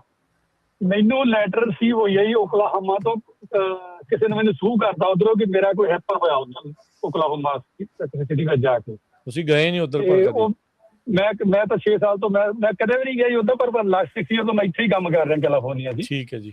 ਤੇ ਮੈਨੂੰ ਉਹ ਨਹੀਂ ਲੀਗਲ ਨੋਟਿਸ ਭੇਜਿਆ ਆ ਮੇਲ, ਮੈਂ ਉਹ ਸਰਟੀਫਾਈਡ ਮੇਲ ਸੀਗੀ ਜਿਹੜੀ ਮੈਂ ਰਿਸੀਵ ਕੀਤੀ ਆ। ਤੇ ਮੈਨੂੰ ਹੁਣ ਉਹਦੇ ਬਾਰੇ ਕੀ ਕਰਨਾ ਚਾਹੀਦਾ? ਉਹਨਾਂ ਨੂੰ ਕੋਈ ਲਾਇਰ ਕਰਕੇ ਉਹਨਾਂ ਨੂੰ ਅਪਲਾਈ ਕਰਨੀ ਚਾਹੀਦੀ ਹੈ ਜਾਂ ਕੀ ਕਰਨਾ ਚਾਹੀਦਾ ਜੀ? ਡੈਫੀਨੇਟਲੀ ਜੀ ਤੁਹਾਨੂੰ ਲਾਇਰ ਦੇ ਨਾਲ ਡਿਸਕਸ ਕਰਨਾ ਚਾਹੀਦਾ, ਕਿਉਂਕਿ ਜੇ ਲੀਗਲ ਨੋਟਿਸ ਹੈਗਾ ਲੀਗਲ ਤਰੀਕੇ ਦੇ ਨਾਲ ਉਹਨੂੰ ਰਿਸਪੌਂਸ ਕਰਨਾ ਪੈਣਾ ਹੈਗਾ। ਮੈਨੂੰ ਇੱਥੇ ਇਹ ਲੱਗ ਰਿਹਾ ਵੀ ਇਹਨਾਂ ਦੇ ਕਿਤੇ ਐਮਸੀ ਨੰਬਰ ਚੋਰੀ ਕਰਕੇ ਕਿਸੇ ਨੇ ਲਾ ਕੇ ਉੱਧਰ ਕੰਮ ਕਰਤਾ। ਮੇਰੇ ਕੋਲ ਜਿਹੜੀ ਲੈਟਰ ਆਈ ਹੈ ਜੀ ਉਹਦੇ ਉੱਤੇ ਕੋਈ ਐਮਸੀ ਨੰਬਰ ਨਹੀਂ ਹੈਗਾ, ਕੋਈ DOT ਨੰਬਰ ਨਹੀਂ, ਕੋਈ ਨਹੀਂ, ਜਸਟ ਕੰਪਨੀ ਨੇਮ ਹੈ ਤੇ ਮੇਰਾ ਨਾਮ ਹੈ ਤੇ ਐਡਰੈਸ ਆ। ਲੈਟਰ ਸਹੀ ਵੀ ਆ, ਕਿਤੇ ਨਕਲੀ ਤਾਂ ਨਹੀਂ? ਇਹ ਮੇਕ ਸ਼ੋਰ ਕਰ ਨਕਲੀ ਹੋ ਸਕਦੀ ਹੈ ਫਿਰ। ਲਾਅ ਫਾਰਮ ਤੋਂ ਆਈ ਹੈ ਜੀ, ਕੋਈ ਲਾਅ ਫਾਰਮ ਹੈ ਉੱਧਰ ਗ੍ਰੈਵਿਟ।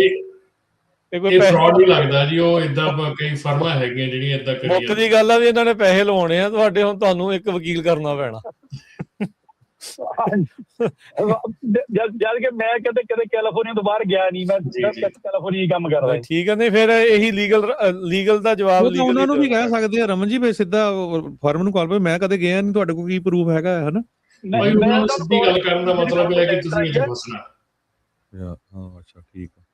ਹਾਂਜੀ ਹਾਂਜੀ, ਤੁਸੀਂ ਨਾ ਵਕੀਲ ਦੇ ਜ਼ਰੀਏ ਕਰੋ, ਵਕੀਲ ਦੀ ਭਾਸ਼ਾ ਹੀ ਸਮਝਦੇ ਆ। ਠੀਕ ਹੈ ਜੀ, ਥੈਂਕ ਯੂ ਸੋ ਮਚ ਜੀ, ਥੈਂਕ ਯੂ। ਬਾਕੀ ਥੋੜਾ ਜਿਹਾ ਸਰਚ ਕਰਕੇ ਦੇਖ ਲਓ ਉਹਦਾ ਆਨਲਾਈਨ ਜਿਹੜੀ ਫਰਮ ਆ ਕਿੱਥੇ ਆ, ਕੌਣ ਹੈ, ਸਹੀ ਵੀ ਆ ਜਾਂ ਨਕਲੀ ਆ। ਇਹ ਵੀ ਕੋਈ ਨਵੇਂ ਤਰ੍ਹਾਂ ਦਾ ਸਕੈਮ ਚਲਾ ਲਿਆ ਹੋਵੇ, ਕੋਈ ਪਤਾ ਨਹੀਂ ਕਿੱਥੋਂ ਚੱਲ ਰਿਹਾ ਹੋਣਾ, ਕੋਈ ਕੁਝ ਨਹੀਂ ਕਿਹਾ ਜਾ ਸਕਦਾ। ਅੱਜ ਕੱਲ AI ਤੋਂ ਵੈਬਸਾਈਟ ਬਣ ਜਾਂਦੀ, AI ਤੋਂ ਨੰਬਰ ਮਿਲ ਜਾਂਦਾ, ਸਭ ਕੁਝ ਹੀ AI ਕਰੀ ਜਾਂਦੀ ਆ, ਸਭ ਕੁਝ ਹੀ ਹੋ ਜਾਂਦਾ। ਜੀ ਹਾਂਜੀ, ਆਪਣੇ ਨਾਲ ਜਿਹੜਾ EPA ਦਾ 2027 ਦਾ ਟਰੱਕ ਕਮਿਸ਼ਨ ਰੂਲ ਹੈਗਾ ਆ, ਉਹਦੀ ਜਿਹੜੀ ਆਪਣੀ ਪਬਲਿਕ ਕਮੈਂਟ ਪੀਰੀਅਡ ਹੈਗਾ ਅਗਸਤ 29 ਨੂੰ ਫਿਨਿਸ਼ ਹੋਣ ਜਾ ਰਿਹਾ। ਸੋ EPA ਜਿਹੜੀ ਪ੍ਰਪੋਜ਼ ਕਰ ਰਹੀ ਹੈ regulatory useful life periods, mission related warranty periods, compliance provision, test procedures, non-conformance penalties ਤੇ ਜਿਹੜੇ ਡੈਫ ਦੇ ਇੰਡਿਊਸਮੈਂਟ ਪ੍ਰੋਵੀਜ਼ਨਸ ਆ ਉਹਨਾਂ ਨੂੰ ਖਤਮ ਕਰਨ ਲਈ। ਸੋ ਇਹ ਜਿਹੜੀਆਂ ਚੀਜ਼ਾਂ ਹੈਗੀਆਂ ਇਹ ਬਹੁਤ ਜ਼ਿਆਦੀਆਂ ਇਸ ਵੇਲੇ ਜ਼ਰੂਰੀ ਹੈਗੀਆਂ ਕਿ ਜੇ ਇੱਥੇ ਕਮੈਂਟ ਤੁਸੀਂ ਕਰਨਾ ਹੈਗਾ, ਤੁਸੀਂ ਚਾਹੁੰਦੇ ਆ, ਕਿਉਂਕਿ ਇਸ ਵੇਲੇ ਜਿਹੜਾ ਓਨਰ ਆਪਰੇਟਰ ਜਾਂ ਛੋਟੀ ਕੰਪਨੀ ਹੈਗੀ ਆ ਉਹਦੇ ਲਈ ਟਰੱਕਾਂ ਦੀ ਜਿਹੜੀ ਰਿਲਾਇਬਿਲਿਟੀ ਆ, ਵਾਰੰਟੀ ਇਸ਼ੂ ਆ, ਡੈਫ ਪ੍ਰੋਬਲਮਸ ਆ, ਡੀ-ਰੇਟ ਹੁੰਦਾ ਹੈ, downtime, repair cost, part availability, truck purchase prices ਤੇ ਰੀਸੇਲ ਵੈਲਿਊ, ਇਹ ਸਾਰੀਆਂ ਇਫੈਕਟ ਕਰਦੀਆਂ ਆ ਇਸ ਵੇਲੇ ਓਨਰ ਆਪਰੇਟਰ ਜਾਂ ਸਮਾਲ ਟਰੱਕਿੰਗ ਕੰਪਨੀ ਨੂੰ। ਸੋ ਇਹ ਜਿਹੜੇ ਇਹਦੇ ਤੇ ਕਮੈਂਟ ਕਰਨਾ ਜਿਹੜਾ ਕਿ ਇਹਦੇ ਲਈ ਤੁਸੀਂ ਇਹਦੇ ਹੱਕ ਦੇ ਵਿੱਚ ਹੈਗੇ ਆ, ਚੇਂਜਸ ਦੇ ਹੱਕ ਦੇ ਵਿੱਚ। ਸੋ ਇਹ ਜ਼ਰੂਰ ਜਿਹੜਾ ਆ ਤੁਸੀਂ ਕਮੈਂਟ ਪੀਰੀਅਡ ਦੇ ਵਿੱਚ ਜਾ ਕੇ ਕਰ ਸਕਦੇ ਹੈਗੇ। ਠੀਕ, ਥੈਂਕ ਯੂ ਜੀ। ਨਿਰਮਲ ਮਾਨ ਜੀ ਵੀ ਆਪਣੇ ਨਾਲ ਜੁੜ ਚੁੱਕੇ ਆ, ਉਹਨਾਂ ਨੂੰ ਵੀ ਜੀ ਆਇਆਂ ਨੂੰ ਆਖਦੇ। ਕੁਝ ਕਾਲਰ ਹੋਰ ਵੀ ਆ, ਆਪਾਂ ਉਹਨਾਂ ਨਾਲ ਵੀ ਗੱਲ ਕਰਾਂਗੇ। ਸਭ ਤੋਂ ਪਹਿਲਾਂ ਨਿਰਮਲ ਮਾਨ ਜੀ, ਜੀ ਆਇਆਂ ਨੂੰ ਜੀ, ਸਤਿ ਸ੍ਰੀ ਅਕਾਲ। ਸਤਿ ਸ੍ਰੀ ਅਕਾਲ ਰਾਜਕਰਨ, ਸਤਿ ਸ੍ਰੀ ਅਕਾਲ ਹਰਜੋਤ ਭਾਜੀ, ਸਤਿ ਸ੍ਰੀ ਅਕਾਲ ਰਮਨ ਭਾਜੀ ਤੇ ਬਾਕੀ ਸਾਰੇ। ਸਤਿ ਸ੍ਰੀ ਅਕਾਲ ਜੀ। ਨਿਰਮਲ ਮਾਨ ਜੀ, ਕੀ ਸਿਚੁਏਸ਼ਨ ਆ ਜਿਹੜੇ ਆਪਣੇ ਡੈਟ ਨੂੰ ਜਿਹੜਾ ਉਹ ਲੈ ਕੇ, ਜਿੱਦਾਂ ਰਮਨ ਜੀ ਨੇ ਵੀ ਜ਼ਿਕਰ ਕੀਤਾ ਵੀ ਇੱਕ ਤਾਂ ਜਿਹੜਾ US ਕੈਨੇਡਾ ਵਾਲਾ ਵੀ ਸਿਚੁਏਸ਼ਨ ਜਿਹੜੀ ਉਹ ਬਣੀ ਆ, ਟੈਰਿਫ ਵਾਰ ਜਿਹੜੀ ਆਪਣੇ ਗਵਾਂਢੀਆਂ ਦੇ ਨਾਲ ਸ਼ੁਰੂ ਹੋ ਗਈ ਆ, ਡਰਾਈਵਰ ਸ਼ਾਰਟੇਜ ਵੀ ਆ, ਡਰਾਈਵਰ ਦੀਆਂ ਜੌਬਸ ਵੀ ਜਾ ਰਹੀਆਂ ਆ। ਸੋ ਇਹਨਾਂ ਸਾਰੀਆਂ ਸਿਚੁਏਸ਼ਨਸ ਦੇ ਵਿੱਚ ਇਕਨੋਮਿਕਲੀ ਜਿਹੜੇ ਡੈਟ ਨੂੰ ਲੈ ਕੇ ਕਿੱਦਾਂ ਜਿਹੜਾ ਉਹ ਦੇਖਿਆ ਜਾਂਦਾ? ਦੇਖੋ, ਜਨਰਲੀ ਜਿਹੜੀ ਇੰਡਸਟਰੀ ਦੀ ਨਿਟੀ-ਗ੍ਰਿਟੀ ਆ ਉਹ ਤਾਂ ਹਰਮਨ ਭਾਜੀ ਦੱਸ ਸਕਦੇ ਨੇ, ਪਰ ਇਨ ਜਨਰਲ ਜੇ ਆਪਾਂ ਫਾਈਨੈਂਸ ਦੀ ਗੱਲ ਕਰੀਏ ਤੇ ਚਿੰਤਾਜਨਕ ਜਿਹੜੀ ਸਿਚੁਏਸ਼ਨ ਹੈਗੀ, not only trucking, instead of trucking I think ਜਿੰਨੀਆਂ ਵੀ ਬਾਕੀ ਇੰਡਸਟਰੀਜ਼ ਹੈਗੀਆਂ ਨੇ, ਸਿਰਫ ਹੈਲਥ ਕੇਅਰ ਨੂੰ ਛੱਡ ਕੇ ਸਾਰੀਆਂ ਕਿਤੇ ਨਾ ਕਿਤੇ ਇਸ ਟਾਈਮ ਅਫੈਕਟਡ ਹੈਗੀਆਂ ਨੇ। ਔਰ ਇੱਕ ਵੱਡੇ ਲੈਵਲ ਤੋਂ ਜੇ ਆਪਾਂ ਗੱਲ ਕਰੀਏ IT ਇੰਡਸਟਰੀ ਜਿਹੜੀ ਅਜੇ ਤੱਕ ਕਦੇ ਵੀ ਇੰਨੀ ਜ਼ਿਆਦਾ ਸਟ੍ਰੈਸ 'ਚ ਨਹੀਂ ਆਈ। ਉਹਨਾਂ ਤੋਂ ਵੀ ਕਾਫੀ ਜ਼ਿਆਦੀਆਂ ਕਾਲਾਂ ਆਉਂਦੀਆਂ ਪਈਆਂ ਨੇ, ਬਿਕੋਜ਼ ਮੈਂ ਅੱਗੇ ਵੀ ਗੱਲ ਕੀਤੀ ਸੀ ਕਿ ਜਿਹੜੇ 2% ਦੇ ਇੰਟਰਸਟ ਰੇਟ 'ਤੇ ਵੀ ਹੈਗੇ ਨੇ, ਉਹਨਾਂ ਵੀ ਕਈ ਵਾਰ ਪੇਮੈਂਟ ਅਫੋਰਡ ਨਹੀਂ ਹੁੰਦੀਆਂ ਪਈਆਂ, ਬਿਕੋਜ਼ ਕਿਉਂਕਿ ਹੁਣ ਜਿਹੜੀ ਇਨਕਮ ਹੀ ਆ ਉਹੀ ਜ਼ੀਰੋ ਹੋ ਚੁੱਕੀ ਹੈ। ਸੋ ਸਿਚੁਏਸ਼ਨ ਜਿਹੜੀ ਹੈ ਚੰਗੀ ਗੱਲ ਹੈ ਕਿ ਜੇ ਟਰੱਕਿੰਗ ਦੇ ਵਿੱਚ ਇੰਪਰੂਵ ਹੁੰਦੀ ਪਈ ਆ, ਪਰ ਓਵਰਆਲ ਜੇ ਆਪਾਂ ਗੱਲ ਕਰੀਏ ਪੂਰੀ ਫਾਈਨੈਂਸ਼ੀਅਲ ਮਾਰਕੀਟ ਦੀ, ਤੇ ਇੱਕ ਵੱਡਾ ਇੰਪੈਕਟ ਆਉਣ ਵਾਲੇ ਟਾਈਮ ਦੇ ਵਿੱਚ ਆ ਸਕਦਾ। ਸੋ ਮੈਂ ਇਹੀ ਕਹਿੰਦਾ ਹੁੰਦਾ ਕਿ ਜਿਹੜਾ ਵੀ ਆਊਟਸਟੈਂਡਿੰਗ ਜਿੱਦਾਂ ਵੀ ਡੈਟ ਹੈਗਾ ਜੇ ਤੁਸੀਂ ਮਿਨੀਮਮ ਪੇਮੈਂਟ ਲਾਸਟ 3 ਮਹੀਨਿਆਂ ਤੋਂ ਪੇ ਕਰਦੇ ਪਏ ਹੋ, ਸੋ ਇਟਸ ਐਡਵਾਈਸ ਕਿ ਤੁਸੀਂ ਮੰਥਲੀ ਪੇਮੈਂਟ ਜਿਹੜੀ ਹੈ ਉਸੇ ਮੰਥਲੀ ਪੇਮੈਂਟ ਨੂੰ ਆਪਣਾ ਡਿਵਰਟ ਕਰ ਲਓ ਟੂਵਰਡਸ ਸੈਟਲਮੈਂਟ, ਬਿਕੋਜ਼ ਜਿਹੜਾ ਤੁਹਾਡਾ ਆਊਟਸਟੈਂਡਿੰਗ ਡੈਟ ਹੈ we can save more than 50%, ਔਰ ਬਾਕੀ ਰਹਿੰਦੇ ਤੁਸੀਂ ਆਸਾਨ ਕਿਸ਼ਤਾਂ ਬਣਾ ਸਕਦੇ ਹੋ। ਔਰ ਇੱਦਾਂ ਦੇ ਵੀ ਕਿਉਂਕਿ ਜਿੱਦਾਂ ਕਿ ਰਮਨ ਭਾਜੀ ਦੀ ਵੀ ਗੱਲ ਕਰਦੇ ਹੁੰਦੇ ਆਪਾਂ ਕਿ ਓਵਰਆਲ ਬੜਾ ਵੱਡਾ ਇੰਪੈਕਟ ਪੈਂਦਾ ਕਿ ਜਦੋਂ ਚੀਜ਼ਾਂ ਇੰਪਰੂਵ ਹੋ ਜਾਂਦੀਆਂ ਨੇ। ਸੋ ਕਈ ਐਸੇ ਸਾਡੇ ਕਸਟਮਰ ਨੇ ਜਿਨ੍ਹਾਂ 2 ਸਾਲ ਪਹਿਲਾਂ ਇਨਵੋਲਵ ਕੀਤਾ ਸੀ, ਹੁਣ they are back in the game, ਉਹ ਦੁਬਾਰਾ ਇੰਡਸਟਰੀ 'ਚ ਆ ਗਏ ਨੇ। ਔਰ ਕਈ ਇੱਦਾਂ ਦੀਆਂ ਕਾਲਾਂ ਆਉਂਦੀਆਂ ਕਿ ਭਾਜੀ ਸਾਡਾ ਡੈਟ ਜਿਹੜਾ ਉਹ ਤੁਸੀਂ 3 ਹਫ਼ਤਿਆਂ ਸੈਟਲ ਕਰ ਲਓ। ਸੋ ਬਿਲਕੁਲ ਟਾਈਮ ਦੇ ਟਾਈਮ ਨਹੀਂ ਹੁੰਦਾ। ਸੋ ਆਈ ਵਿਲ ਸੁਜੈਸਟ ਕਿ ਜਿਹੜਾ ਵੀ ਡੈਟ ਹੈਗਾ ਕਾਲ ਕਰ ਲਓ, ਦੇयर इज नो ਆਬਲੀਗੇਸ਼ਨ, ਚਾਹੇ ਜਿੰਨੀਆਂ ਆਪਸ਼ਨਸ ਨੇ ਚੈਪਟਰ 7, 11, 13 ਜਿੰਨੀਆਂ ਬੈਂਕਰਪਸੀਜ਼ ਨੇ ਐਂਡ ਡੈਟ ਸੈਟਲਮੈਂਟ, ਇਹਦੇ ਪ੍ਰੋ ਐਂਡ ਕੌਨਸ ਤੁਸੀਂ ਆਪ ਵੇਖ ਲਓ ਐਂਡ ਦੈਨ ਯੂ ਡਿਸਾਈਡ। ਪਰ end of the day we do not charge a single penny ਜਦ ਤੱਕ ਤੁਹਾਡਾ ਕਰਜ਼ਾ ਮਾਫ ਨਹੀਂ ਹੋ ਜਾਂਦਾ, and after paying everything else you still save more than 50%। ਜੀ ਤੇ ਮੈਂ ਨੰਬਰ ਸ਼ੇਅਰ ਕਰ ਲਿਓ ਜੀ ਨੰਬਰ ਮੈਂ 888 888 9914 888-888-9914 ਤੇ ਵੈਬਸਾਈਟ ਹੈ ਸਾਡੀ ora.org OORAA.org। ਜੀ ਥੈਂਕ ਯੂ ਨਿਰਮਲ ਮਾਨ ਜੀ, ਤੇ ਮਿਲਦੇ ਆ ਜੀ ਫਿਰ ਆਪਾਂ ਨੈਕਸਟ ਟਾਈਮ। ਸ਼ੁਕਰੀਆ ਇਹਦੇ ਲਈ, ਥੈਂਕ ਯੂ ਜੀ, ਥੈਂਕ ਯੂ, ਸਤਿ ਸ਼੍ਰੀ ਅਕਾਲ ਜੀ, ਸਤਿ ਸ਼੍ਰੀ ਅਕਾਲ ਜੀ। ਤੇ ਆਪਣੇ ਜਿਹੜੇ ਅਗਲੇ ਕਾਲਰਸ ਆ ਉਹਨਾਂ ਨਾਲ ਵੀ ਆਪਾਂ ਗੱਲ ਕਰਦੇ ਜਾਈਏ। ਅੰਗਰੇਜ਼ ਜੀ ਆਪਣੇ ਨਾਲ ਜੁੜੇ ਨੇ। ਹਾਂਜੀ ਸਤਿ ਸ਼੍ਰੀ ਅਕਾਲ ਜੀ ਅੰਗਰੇਜ਼। ਸਤਿ ਸ਼੍ਰੀ ਅਕਾਲ ਭਾਜੀ। ਸਤਿ ਸ਼੍ਰੀ ਅਕਾਲ ਜੀ। ਭਾਜੀ ਆਪਣੇ ਪਿਛਲੇ ਸ਼ੋਅ 'ਚ ਗੱਲ ਹੋ ਰਹੀ ਸੀ ਨਾ ਜੀ, ਐਮਟੀ ਟ੍ਰੇਲਰ ਨੂੰ ਰੀਲੋਕੇਟ ਕਰਨ ਲਈ ਕੈਨੇਡੀਅਨ ਡਰਾਈਵਰ ਦੇ ਜੀ, ਤੇ ਇੱਕ ਜਗ੍ਹਾ ਤੋਂ ਦੂਜੀ ਜਗ੍ਹਾ ਵਿਦਨ USA, ਉਹਦੇ ਬਾਰੇ YouTube ਤੇ ਕਾਫੀ ਡਿਸਕਸ਼ਨ ਹੋਈ ਆ, ਕਹਿ ਰਹੇ ਵੀ ਉਹ ਆਪਾਂ ਲੀਗਲੀ ਮਤਲਬ ਨਹੀਂ ਕਰ ਸਕਦੇ ਹੈਗੇ ਜੀ। ਅੱਜ ਵੀ ਦੱਸ ਕੇ ਹਟੇ ਆ ਰਮਨ ਜੀ ਵੀ ਖਾਲੀ ਟ੍ਰੇਲਰ ਏਦਾਂ ਨਹੀਂ ਲੈ ਕੇ ਨਹੀਂ ਜਾ ਸਕਦੇ। ਹਾਂਜੀ, ਹੁਣ ਉਹਦੇ 'ਚ ਕਾਫੀ ਸਿਨੈਰੀਓ ਦਾ ਡਿਸਕਸ ਹੋਈ, ਕਹਿੰਦੇ ਵੀ ਮੋਸਟਲੀ ਇਹ ਆ ਵੀ ਤੁਸੀਂ ਇੱਕ ਟ੍ਰੇਲਰ ਨਾਲ ਜੇ ਐਂਟਰ ਕੀਤੇ ਤਾਂ ਦੂਜਾ ਲੈ ਕੇ ਤੁਹਾਨੂੰ ਮਤਲਬ ਬਾਹਰ ਨਿਕਲਣਾ ਪਊਗਾ, ਵੀ ਤੀਜਾ ਨਹੀਂ ਹੋ ਸਕਦਾ ਹੈਗਾ, ਵੀ ਉਹ ਇਲੀਗਲ ਹੋ ਜਾਂਦਾ ਚਾਹੇ ਖਾਲੀ ਵੀ ਆ।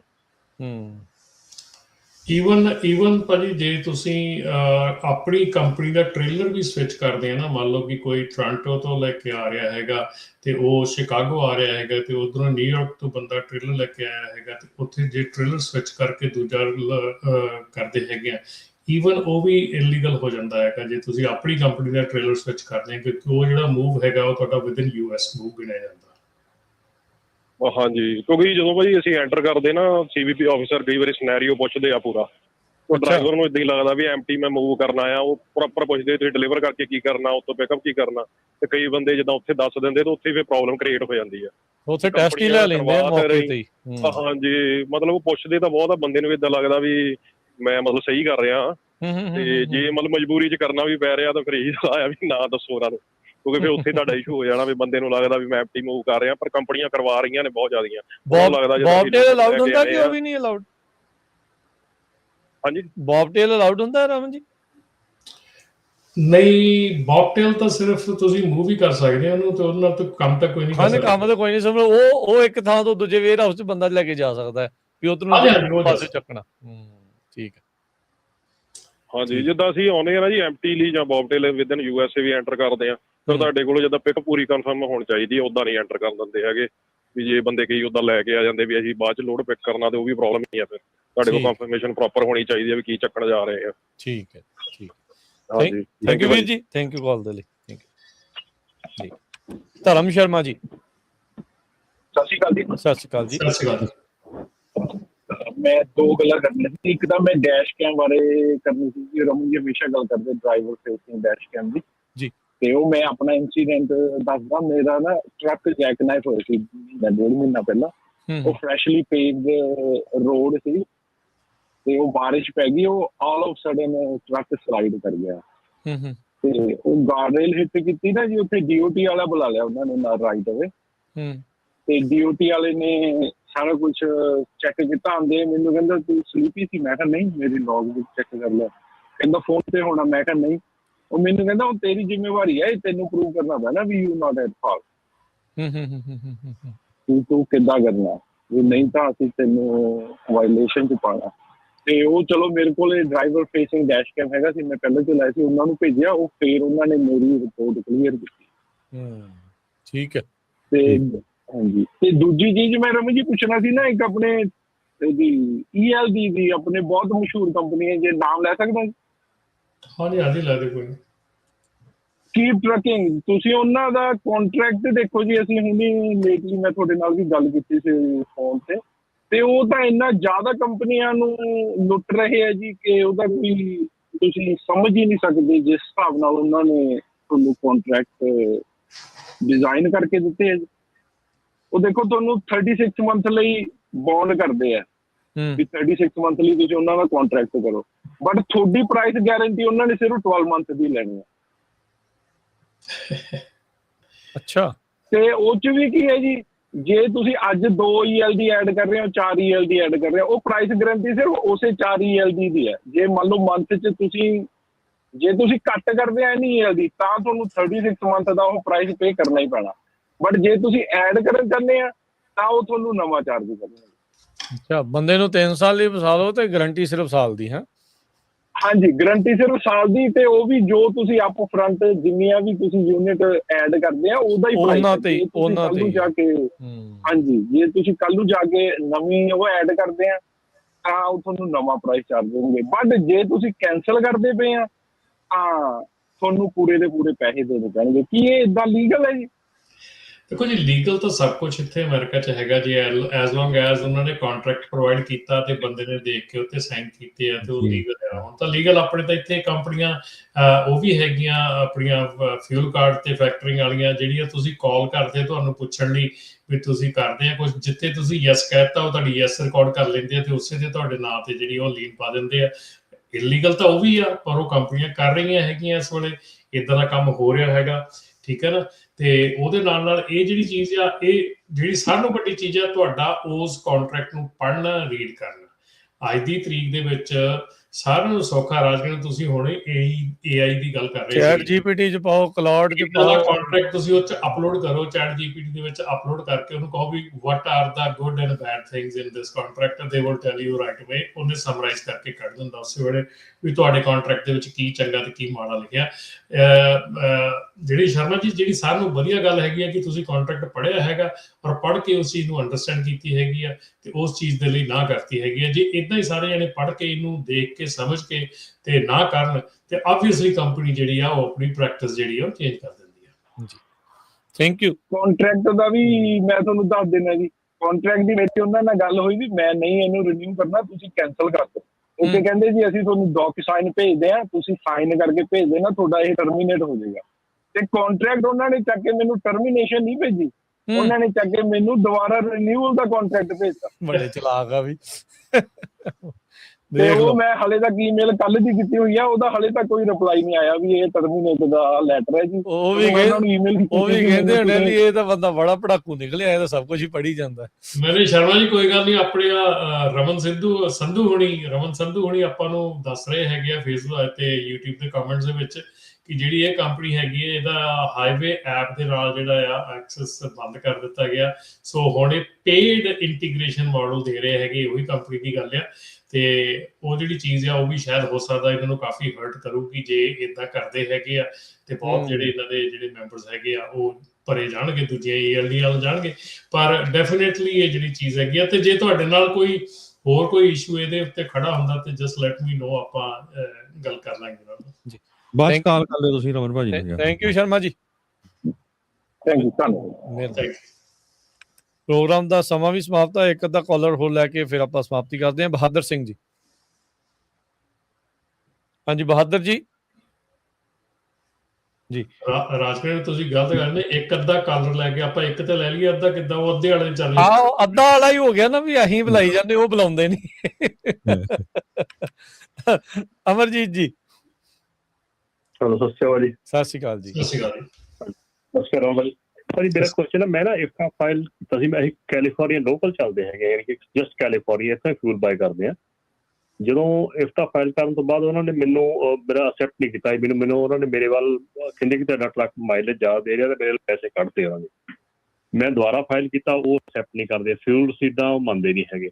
ਮੈਨੂੰ ਕੀ ਕਰਨਾ ਚਾਹੀਦਾ? ਮੇਰੇ ਵੱਲ ਉਹਨਾਂ ਨੇ ਪੈਸੇ ਕੱਢਦੇ ਦੁਬਾਰਾ ਫਿਰ।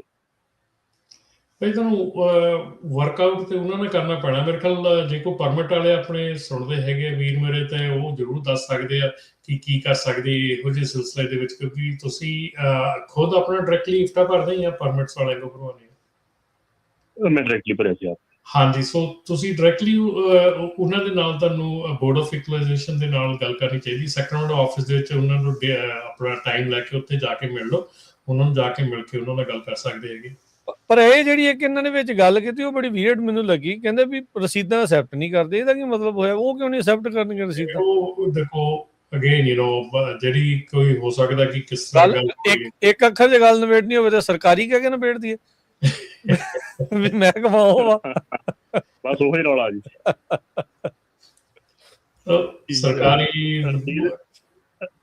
ਅਸੈਪਟ ਤਾਂ ਨਹੀਂ ਕਰ ਰਹੇ, ਕਹਿੰਦੇ ਕਿ ਉੱਥੇ ਯੂਨਿਟ ਨੰਬਰ ਨਹੀਂ ਹੈਗਾ। ਹੁਣ ਯੂਨਿਟ ਨੰਬਰ ਜਦੋਂ ਆਪਾਂ ਐਪ ਤੋਂ ਤੇਲ ਪਾਉਂਦੇ ਆ, ਉੱਥੇ ਯੂਨਿਟ ਨੰਬਰ ਸ਼ੋ ਨਹੀਂ ਹੁੰਦੇ ਕਿਸੇ ਦੇ।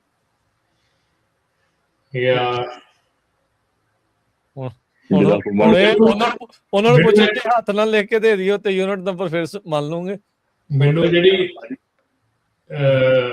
ਭਾਜੀ ਅਮਰਜੀਤ ਭਾਜੀ ਜਿਹੜੀ ਮੈਨੂੰ ਇਨਫੋਰਮੇਸ਼ਨ ਮਿਲ ਰਹੀ ਆ ਫੋਨ ਦੇ ਉੱਤੇ ਕਨਵਰ ਆਲ ਖੋਣਾ ਲਓ, ਉਹ ਇਹ ਕਹਿ ਰਿਹਾ ਵੀ California intra state do not need to file IFTA. ਅੱਛਾ, ਜੇ ਅੰਦਰ ਚੱਲਦੇ ਤਾਂ ਲੋੜ ਹੀ ਨਹੀਂ ਇਫਟਾ ਫਾਈਲ ਕਰਨ ਦੀ? ਹਾਂਜੀ, ਇਹ ਤਾਂ ਫਿਰ ਆਪ ਹੀ ਗਏ ਆ ਵੀ ਆਓ ਆ ਬੈਲ ਮੁਝੇ ਮਾਰ ਵਾਲੀ ਗੱਲ ਹੋ ਗਈ। ਉਹਨਾਂ ਨੇ ਪੈਸੇ ਕਢਾ ਲਏ ਤੁਹਾਡੇ ਤੋਂ। ਕਰ ਲਿਓ ਗੱਲ ਕਿਸੇ ਇਫਟਾ ਵਾਲਿਆਂ ਦੇ ਨਾਲ, ਉਹਨਾਂ ਦੇ ਨਾਲ, ਕਿਉਂਕਿ ਮੈਨੂੰ ਵੀ ਥੋੜਾ ਜਿਹਾ ਸ਼ੱਕ ਪੈਂਦਾ ਸੀ ਵੀ ਸ਼ਾਇਦ ਵਿਦਨ ਕੈਲੀਫੋਰਨੀਆ ਲੋੜ ਨਹੀਂ ਹੈਗੀ ਫਾਈਲ ਕਰਨ ਦੀ। ਪਰ ਜੇ ਉਹਨਾਂ ਨੇ ਹੁਣ ਕਨਫਰਮ ਕਰਤਾ ਜੇ if plates California interstate do not need to file IFTA if plates is issued by California DMV. Right. ਠੀਕ ਹੈ ਜੀ, ਠੀਕ ਹੈ ਬਾਈ, ਥੈਂਕ ਯੂ। ਓਕੇ ਜੀ, ਥੈਂਕ ਯੂ, ਮਿਹਰਬਾਨੀ। ਸਮਾਜ ਦੇ ਪ੍ਰੋਗਰਾਮ ਦਾ ਸਮਾਪਤ ਹੈ ਤੇ ਆਪਾਂ ਇੱਥੇ ਜਿਹੜੀ ਹੈ ਜੀ ਇਜਾਜ਼ਤ ਲੈਂਦੇ ਹਾਂ। ਸਾਰਿਆਂ ਦਾ ਹੀ ਧੰਨਵਾਦ। ਰਾਜਕਵੀਰ ਸਿੰਘ ਜੀ, ਇੱਕ ਆਪਾਂ ਜਿਹੜਾ ਉਹ ਪ੍ਰੋਟੈਸਟ ਹੋ ਰਿਹਾ ਨਾ, ਉਹਦੀ ਜ਼ਰੂਰ ਗੱਲ ਕਰਨੀ ਥੋੜੀ ਜਿਹੀ। ਤੇ Raman ji, thank you. Okay ਜੀ, ਥੈਂਕ ਯੂ ਜੀ। ਸੋ ਨਿਊਯਾਰਕ 'ਚ ਜਿਹੜਾ ਪ੍ਰੋਟੈਸਟ ਹੋ ਰਿਹਾ, ਭਾਗਵਤ ਆ ਰਿਹਾ RSS ਵਾਲਾ, ਉਹਦੇ ਸੰਬੰਧ ਦੇ ਵਿੱਚ ਆਪਾਂ ਕੋਸ਼ਿਸ਼ ਕਰਾਂਗੇ ਜੇ ਕਿਸੇ ਨਾਲ ਗੱਲਬਾਤ ਵੀ ਹੋਈ ਦੁਪਹਿਰ ਨੂੰ, ਤੁਸੀਂ ਸਮਾਂ ਦੇਖ ਲਿਓ, ਕਿਉਂਕਿ ਨਾ ਹਿੰਦੂ ਅਮਰੀਕਨ ਫਾਊਂਡੇਸ਼ਨ ਵੱਲੋਂ ਬਹੁਤ ਝੂਠੀਆਂ ਖਬਰਾਂ ਫੈਲਾਈਆਂ ਜਾ ਰਹੀਆਂ। ਉਹਨਾਂ ਨੇ ਨਿਊਯਾਰਕ ਦਾ ਜਿਹੜਾ ਮੇਅਰ ਆ ਉਹਨੂੰ ਲੈਟਰ ਲਿਖੀ ਆ ਪਈ ਜੀ ਸਾਡੀ ਸੇਫਟੀ ਦਾ ਖਤਰਾ ਆ ਤੇ ਤੁਸੀਂ ਸਹੁੰ ਚੁੱਕੀ ਆ ਸਾਰੇ ਜਿਹੜੇ ਨਿਊਯਾਰਕਰਸ ਆ ਉਹ ਸੇਫ ਰਹਿਣ। ਸੋ ਉਹਨਾਂ ਨੇ ਬਹੁਤ ਸਾਰੇ ਜਿਹੜੇ ਲੈਟਰਸ ਆ, ਈਮੇਲਸ ਆ ਕਾਂਗਰਸਮੈਨਾਂ ਨੂੰ, ਸੈਨੇਟਰਾਂ ਨੂੰ ਲਿਖੀਆਂ ਵੀ ਸਾਨੂੰ ਜੀ ਉੱਥੇ ਖਤਰਾ ਹੋ ਸਕਦਾ ਆ, ਸਾਡੇ ਨਾਲ ਛਿੱਤਰ ਪਰੇਡ ਹੋ ਸਕਦੀ ਹੈ ਜਾਂ ਕੁਛ ਵੀ। ਸੋ ਇੱਕ ਤਾਂ ਇਹ ਆ ਵੀ 61 ਆਰਗੇਨਾਈਜੇਸ਼ਨ, 61 ਆਰਗੇਨਾਈਜੇਸ਼ਨ ਜਿਨ੍ਹਾਂ ਦੇ ਵਿੱਚ ਹਿੰਦੂ ਆਰਗੇਨਾਈਜੇਸ਼ਨ ਵੀ ਹੈਗੀਆਂ, ਇੱਕ ਹਿੰਦੂਜ਼ ਫॉर ਹਿਊਮੈਨਿਟੀ ਆ, ਉਹ ਸਾਰੇ ਸਿੱਖਾਂ ਦੀਆਂ ਬਹੁਤ ਸਾਰੀਆਂ ਆਰਗੇਨਾਈਜੇਸ਼ਨ, ਸਿੱਖ ਕਾਕਸ ਵਾਲਿਆਂ ਨੇ ਵੀ ਲੈਟਰ ਲਿਖਿਆ ਹੋਇਆ ਹੈਗਾ। ਪਹਿਲੀ ਗੱਲ ਤਾਂ ਇਹ ਸੀ ਵੀ ਜਿਹੜਾ ਭਾਗਵਤ ਆ ਉਹਨੂੰ ਵੀਜ਼ਾ ਨਹੀਂ ਦੇਣਾ ਚਾਹੀਦਾ। ਜੋ ਮਿਨੋਰਟੀਜ਼ ਦਾ ਹਾਲ ਉੱਥੇ RSS ਵਾਲੇ ਕਰ ਰਹੇ ਹੈਗੇ ਆ, ਚਾਹੇ ਉਹ ਜੈਨੋਸਾਈਡ ਕਰਨ ਵਾਲੇ ਬੰਦੇ ਆ, ਉਹ ਚਾਹੇ ਸਿੱਖ ਆ, ਆਪਾਂ ਮਨੀਪੁਰ ਦੇ ਵਿੱਚ ਜਾਂ ਹੋਰ ਦੇਖਿਆ ਕੀ ਕੁਛ ਹੋਇਆ ਹੈਗਾ। ਉਲਟਾ ਸਮਾਂ ਉਹਨਾਂ ਦੇ ਉਲਟ ਕਹਿ ਰਿਹਾ ਵੀ ਜਿਹੜੇ ਪ੍ਰੋਟੈਸਟ ਕਰਨ ਆ ਰਹੇ ਆ ਉਹਨਾਂ ਤੋਂ ਸਾਡੀ ਲਾਈਫ ਨੂੰ ਖਤਰਾ ਹੈਗਾ। ਸੋ ਉਹਨਾਂ ਨੇ ਕਮਿਊਨਿਟੀ ਐਡਵਾਈਜ਼ਰੀ ਜਾਰੀ ਕੀਤੀ ਹੈਗੀ ਆ ਹਿੰਦੂ ਅਮਰੀਕਨ ਫਾਊਂਡੇਸ਼ਨ ਨੇ। ਸੋ ਉਹਦੇ ਸੰਬੰਧ ਵਿੱਚ ਉੱਥੇ ਹਿੰਮਤ ਸਿੰਘ ਹੁਣੀ ਵੀ ਹੈਗੇ ਆ, ਉਹ ਬਹੁਤ ਉਹ ਆਰਗੇਨਾਈਜ਼ ਕਰ ਰਹੇ ਆ ਪ੍ਰੋਟੈਸਟ। ਆਪਾਂ ਕੋਸ਼ਿਸ਼ ਕਰਾਂਗੇ ਜੇ ਉਹਨਾਂ ਦੇ ਨਾਲ ਦੁਪਹਿਰੇ ਜਿਹੜਾ ਵੀ ਤੁਹਾਡੇ ਨਾਲ ਸਮਾਂ ਹੋਇਆ ਦੇਖੋ, ਜੇ ਤੁਸੀਂ ਦੱਸ ਸਕਦੇ ਸਰੋਤਿਆਂ ਨੂੰ। 4 ਵਜੇ ਨਾਲ ਉਹਨਾਂ ਦੇ ਨਾਲ ਆਲਰੇਡੀ ਗੱਲ ਹੋਈ ਸੀ। ਸੋ 4 ਵਜੇ ਵਾਲੇ ਪ੍ਰੋਗਰਾਮ 'ਚ ਉਹਨਾਂ ਦੇ ਨਾਲ ਆਪਾਂ ਗੱਲਬਾਤ 4 ਵਜੇ ਦੇ ਪ੍ਰੋਗਰਾਮ 'ਚ ਜਿਹੜਾ ਲਾਈਵ ਪ੍ਰੋਗਰਾਮ ਹੋਣਾ ਉਹਦੇ 'ਚ ਤੁਸੀਂ ਕਾਲਾਂ ਵੀ ਕਰ ਸਕਦੇ ਆ। ਨਿਊਯਾਰਕ ਦੇ ਮੇਅਰ ਨੇ ਕਿਹਾ ਵੀ ਮੈਂ ਰੋਕ ਤਾਂ ਨਹੀਂ ਸਕਦਾ ਕਿਉਂਕਿ ਇਹ ਵੀਜ਼ੇ ਦਾ ਜਿਹੜਾ ਚੱਕਰ ਆ ਮੇਰੇ ਹੱਥ ਦੇ ਵਿੱਚ ਨਹੀਂ ਹੈ, ਪਰ ਉਹ ਬਹੁਤ ਵੋਕਲ ਰਹੇ ਆ। ਜਿਹੜਾ ਜੋਹਰਾਨ ਮਮਦਾਨੀ ਆ, ਹਮੇਸ਼ਾ ਹੀ ਉਹ RSS ਨੂੰ ਜਾਂ ਜਿਹੜੀਆਂ ਉਹ ਹਿੰਦੂ ਤਵੀ ਫੋਰਸਿਸ ਜਿਹੜੀਆਂ ਮਿਨੋਰਟੀਜ਼ ਦੇ ਨਾਲ ਧੱਕਾ ਕਰਦੀਆਂ ਉਹਨਾਂ ਦੇ ਉਲਟ ਬੋਲਦੇ ਰਹੇ ਆ। ਤੇ ਹੁਣ ਵੀ ਉਹਨਾਂ ਨੇ ਸਟੇਟਮੈਂਟ ਤਾਂ ਜਾਰੀ ਕੀਤੀ ਸੀ। ਸੋ ਇਹ ਤੁਸੀਂ ਦੇਖੋ ਪਈ ਜਿਸ ਤਰ੍ਹਾਂ ਪਹਿਲਾਂ ਵੀ ਹੁੰਦਾ ਰਿਹਾ ਵੀ ਦੇਖੋ ਜੀ ਮੰਦਿਰਾਂ ਦੇ ਉੱਤੇ ਆਹ ਪਤਾ ਨਹੀਂ ਕੌਣ ਲਿਖ ਗਏ ਹੈਗੇ ਆ, ਸਿੱਖਾਂ ਨੂੰ ਵੀ ਬਦਨਾਮ ਕਰਦੇ ਸੀ। ਬਾਅਦ 'ਚ ਪਤਾ ਲੱਗਿਆ ਵੀ ਨਹੀਂ ਉਹ ਤਾਂ ਹੈ ਵੀ ਨਹੀਂ ਸੀਗੇ। ਸੈਨ ਫਰਾਂਸਿਸਕੋ ਅੰਬੈਸੀ ਲਾਗੇ ਜਿਹੜੀ ਅੱਗ ਸੀ ਉਹ ਜੀ ਕਿੰਨਾ ਚਿਰ ਮੀਡੀਆ 'ਚ ਬਦਨਾਮ ਕਰਦੇ ਰਹੇ ਵੀ ਸਿੱਖਾਂ ਨੇ ਲਾਈ ਆ, ਬਾਅਦ 'ਚ ਪਤਾ ਲੱਗਿਆ ਉਹਦਾ ਹੋਮਲੈਸ ਬੰਦਾ ਸੀ, ਨਾਲੇ ਮੈਸੀ ਨੂੰ ਵੀ ਨਹੀਂ ਸੀ, ਉਹਦੇ ਸਾਹਮਣੇ ਇੱਕ ਗਾਰਬੇਜ ਦਾ ਜਿਹੜਾ ਬਿਨ ਸੀਗਾ ਜਿਹਨੂੰ ਅੱਗ ਲੱਗੀ ਸੀ। ਸੋ ਪਲੀਜ਼ ਇਹ ਨਾ ਉਹਨਾਂ ਨੇ ਕਮਿਊਨਿਟੀ ਐਡਵਾਈਜ਼ਰੀ ਜਾਰੀ ਕੀਤੀ ਆ ਹਿੰਦੂ ਅਮਰੀਕਨ ਫਾਊਂਡੇਸ਼ਨ ਨੇ, ਕਹਿੰਦੇ ਵੀ ਅਸੀਂ ਸਿਕਿਉਰਿਟੀ ਅਲਰਟ ਜਾਰੀ ਕਰ ਰਹੇ ਹਾਂ, ਅਸੀਂ ਤਾਂ ਬਹੁਤ ਯੂਨੀਵਰਸਲ ਵਨਨੈਸ ਸੈਲੀਬ੍ਰੇਟ ਕਰ ਰਹੇ ਹਾਂ। ਸੋ ਸਾਰੇ ਜਿੰਨੇ ਵੀ ਸਰੋਤੇ ਸਾਡੇ ਸੁਣ ਰਹੇ ਆ, ਬਹੁਤ ਵੱਡੀ ਗਿਣਤੀ 'ਚ ਇੱਥੋਂ ਦੇਖੋ ਹਰਜੋਤ ਸਿੰਘ ਜੀ, ਇੱਕ ਹੋਰ ਚੀਜ਼ ਕਲੀਅਰ ਹੋ ਗਈ ਜੀ। RSS ਦਾ ਮੁਖੀ ਆ ਰਿਹਾ ਜਿਹੜਾ ਜੈਨੋਸਾਈਡਲ ਬਿਰਤੀ ਵਾਲਾ ਆ, ਜਿਹੜੇ ਕਿ ਰਾਈਟ ਵਿੰਗ ਦਾ ਜਿਹੜਾ ਹਿੰਦੂਤਵੀ ਅਪਰੋਚ ਆ ਉਸ ਨੂੰ ਉਹ ਉੱਥੇ ਲਾਉਣਾ ਚਾਹੁੰਦਾ, ਪੂਰੇ ਮੁਲਕ 'ਚ ਲਾਗੂ ਕਰਨਾ ਚਾਹੁੰਦਾ, ਤੇ ਉਹਦੀ ਹਮਦਰਦ ਜਥੇਬੰਦੀ ਕਿਹੜੀ ਆ? HAF। ਹੁਣ ਇਹ ਕਿਸੇ ਨੂੰ ਵੀ ਕੋਈ ਸ਼ੱਕ ਨਹੀਂ ਰਹਿ ਜਾਣਾ ਚਾਹੀਦਾ ਵੀ ਇਹ ਜਿਹੜੀ ਭਾਰਤੀ ਮੁਲਕ ਦੀ ਪ੍ਰੋਕਸੀ ਦੇ ਤੌਰ ਦੇ ਉੱਤੇ ਜਿਹੜੀ HAF ਆ ਉਹ ਇੱਥੇ ਕੰਮ ਕਰ ਰਹੀ ਆ। ਸੋ ਇੱਥੋਂ ਇਹ ਸਪਸ਼ਟ ਹੋ ਜਾਂਦਾ ਆ ਵੀ ਉਹਨਾਂ ਦਾ ਅੰਦਰ ਖਾਤੇ ਦੇਖੋ ਉਹਨਾਂ ਦਾ ਮਿਸ਼ਨ ਕੀ ਹੈਗਾ ਆ, ਉਹਨਾਂ ਨੇ ਕਰਨਾ ਕੀ ਆ। ਉਹੀ ਜਿਹੜਾ ਹਿੰਦੂਤਵੀ ਵਿਚਾਰਧਾਰਾ ਇਹਨਾਂ ਦੇ ਜਿਹੜੇ ਸਮਰਥਕ ਲੋਕਾਂ ਦੇ ਦੁਆਰਾ ਵੱਖ-ਵੱਖ ਕੰਪਨੀਆਂ ਦੇ ਵਿੱਚ ਵੀ ਜਿਹੜੀ ਉਹ ਲਾਈ ਜਾ ਰਹੀ ਆ। ਆਪਾਂ ਕਾਸਟ ਬਿੱਲ ਵਾਲੇ ਦੇ ਵਿੱਚ ਦੇਖਿਆ ਹੀ ਸੀਗਾ, ਇਹੀ ਜਿਹੜੇ ਉਹ ਲੋਕ ਸੀਗੇ ਜਿਹੜੇ ਉਸ ਦਾ ਵਿਰੋਧ ਜਿਹੜਾ ਉਹ ਕਰ ਰਹੇ ਸੀਗੇ 403 ਦੇ ਵਿੱਚ, ਤੇ ਉਹ ਸਾਰੀਆਂ ਚੀਜ਼ਾਂ ਕੁਛ ਆਪਣੇ ਲੋਕ ਵੀ ਕਈ ਕਹਿ ਲਓ ਵੀ ਭਟਕ ਗਏ ਸੀਗੇ ਉਸ ਚੀਜ਼ ਦੇ ਵਿੱਚ, ਪਰ ਹਾਂ ਮੈਜੋਰਟੀ 'ਚ ਸਾਰਿਆਂ ਨੇ ਉਸ ਬਿੱਲ ਦਾ ਜਿਹੜਾ ਉਹ ਹਮਾਇਤ ਜਿਹੜੀ ਉਹ ਕੀਤੀ ਸੀ ਵੀ ਇਹ ਹੋਣਾ ਚਾਹੀਦਾ, ਕਿਉਂਕਿ ਉਹੀ ਵਿਚਾਰਧਾਰਾ ਵਾਲੇ ਲੋਕ ਨੇ, ਉਹੀ ਚੀਜ਼ਾਂ ਜਿਹੜੀਆਂ ਇੱਥੇ ਅਮਰੀਕਾ ਦੇ ਕਲਚਰ ਦੇ ਵਿੱਚ ਉਹ ਲਿਆਉਣਾ ਜਿਹੜੀਆਂ ਉਹ ਚਾਹ ਰਹੇ ਨੇ। ਸੋ ਉਹ ਚੀਜ਼ਾਂ ਦਾ ਜਿਹੜਾ ਨੋਟ ਹੋਣਾ ਚਾਹੀਦਾ ਆ, ਤੇ ਆਪਾਂ ਇਹੀ ਕਵਾਂਗੇ ਵੀ ਉਹਦਾ ਜ਼ੋਰਦਾਰ ਤਰੀਕੇ ਦੇ ਨਾਲ ਉਹਦਾ ਵਿਰੋਧ ਹੋਣਾ ਚਾਹੀਦਾ ਆ, ਪੂਰਾ ਵਿਰੋਧ ਹੋਣਾ ਚਾਹੀਦਾ ਆ, ਤੇ ਜਿਹੜੇ ਵਿਰੋਧ ਕਰਨ ਵਾਲੇ ਆ ਉਹਨਾਂ ਦਾ ਵੱਧ ਤੋਂ ਵੱਧ ਜਿਹੜਾ ਇਸ ਦੇ ਵਿੱਚ ਸਾਥ ਦਿਓ। ਇਹ ਇਕੱਲਾ ਅਮਰੀਕਾ 'ਚ ਨਹੀਂ, ਇਹਨੇ ਕੈਨੇਡਾ ਦੇ ਵਿੱਚ ਵੀ ਜਿਹੜਾ ਉਹ ਆਉਣਾ ਹੈਗਾ ਆ। ਸੋ ਇਹ ਸਾਰੀਆਂ ਸਿਚੁਏਸ਼ਨਸ ਇਸ ਤਰੀਕੇ ਨਾਲ ਜਿਹੜੀਆਂ ਬਣੀਆਂ। ਸੋ ਅੱਜ ਸ਼ਾਮ ਦੇ ਜਿਹੜੇ 4 ਵਜੇ ਵਾਲੇ ਪ੍ਰੋਗਰਾਮ ਦੇ ਵਿੱਚ ਜਿਹੜੇ ਹਿੰਮਤ ਸਿੰਘ ਹੁਣੀ ਜੋ ਕੋਆਰਡੀਨੇਟ ਕਰ ਰਹੇ ਆ ਇਹਨਾਂ ਸਾਰੇ ਜਿਹੜੇ ਆ ਪ੍ਰੋਟੈਸਟ ਨੂੰ, ਉਹ ਆਪਣੇ ਨਾਲ ਜਿਹੜੇ ਜੁੜਨਗੇ ਤੇ ਇਸ ਬਾਬਤ ਜਿਹੜੀਆਂ ਉਹ ਜਾਣਕਾਰੀਆਂ ਹੋਰ ਸਾਂਝੀਆਂ ਕਰਨਗੇ। ਤੇ ਹਰਜੋਤ ਸਿੰਘ ਜੀ ਹੁਣ ਲੈਂਦੇ ਜੀ ਇਜਾਜ਼ਤ। ਸਭ ਨੂੰ ਪਿਆਰ ਭਰੀ ਸਤਿ ਸ੍ਰੀ ਅਕਾਲ।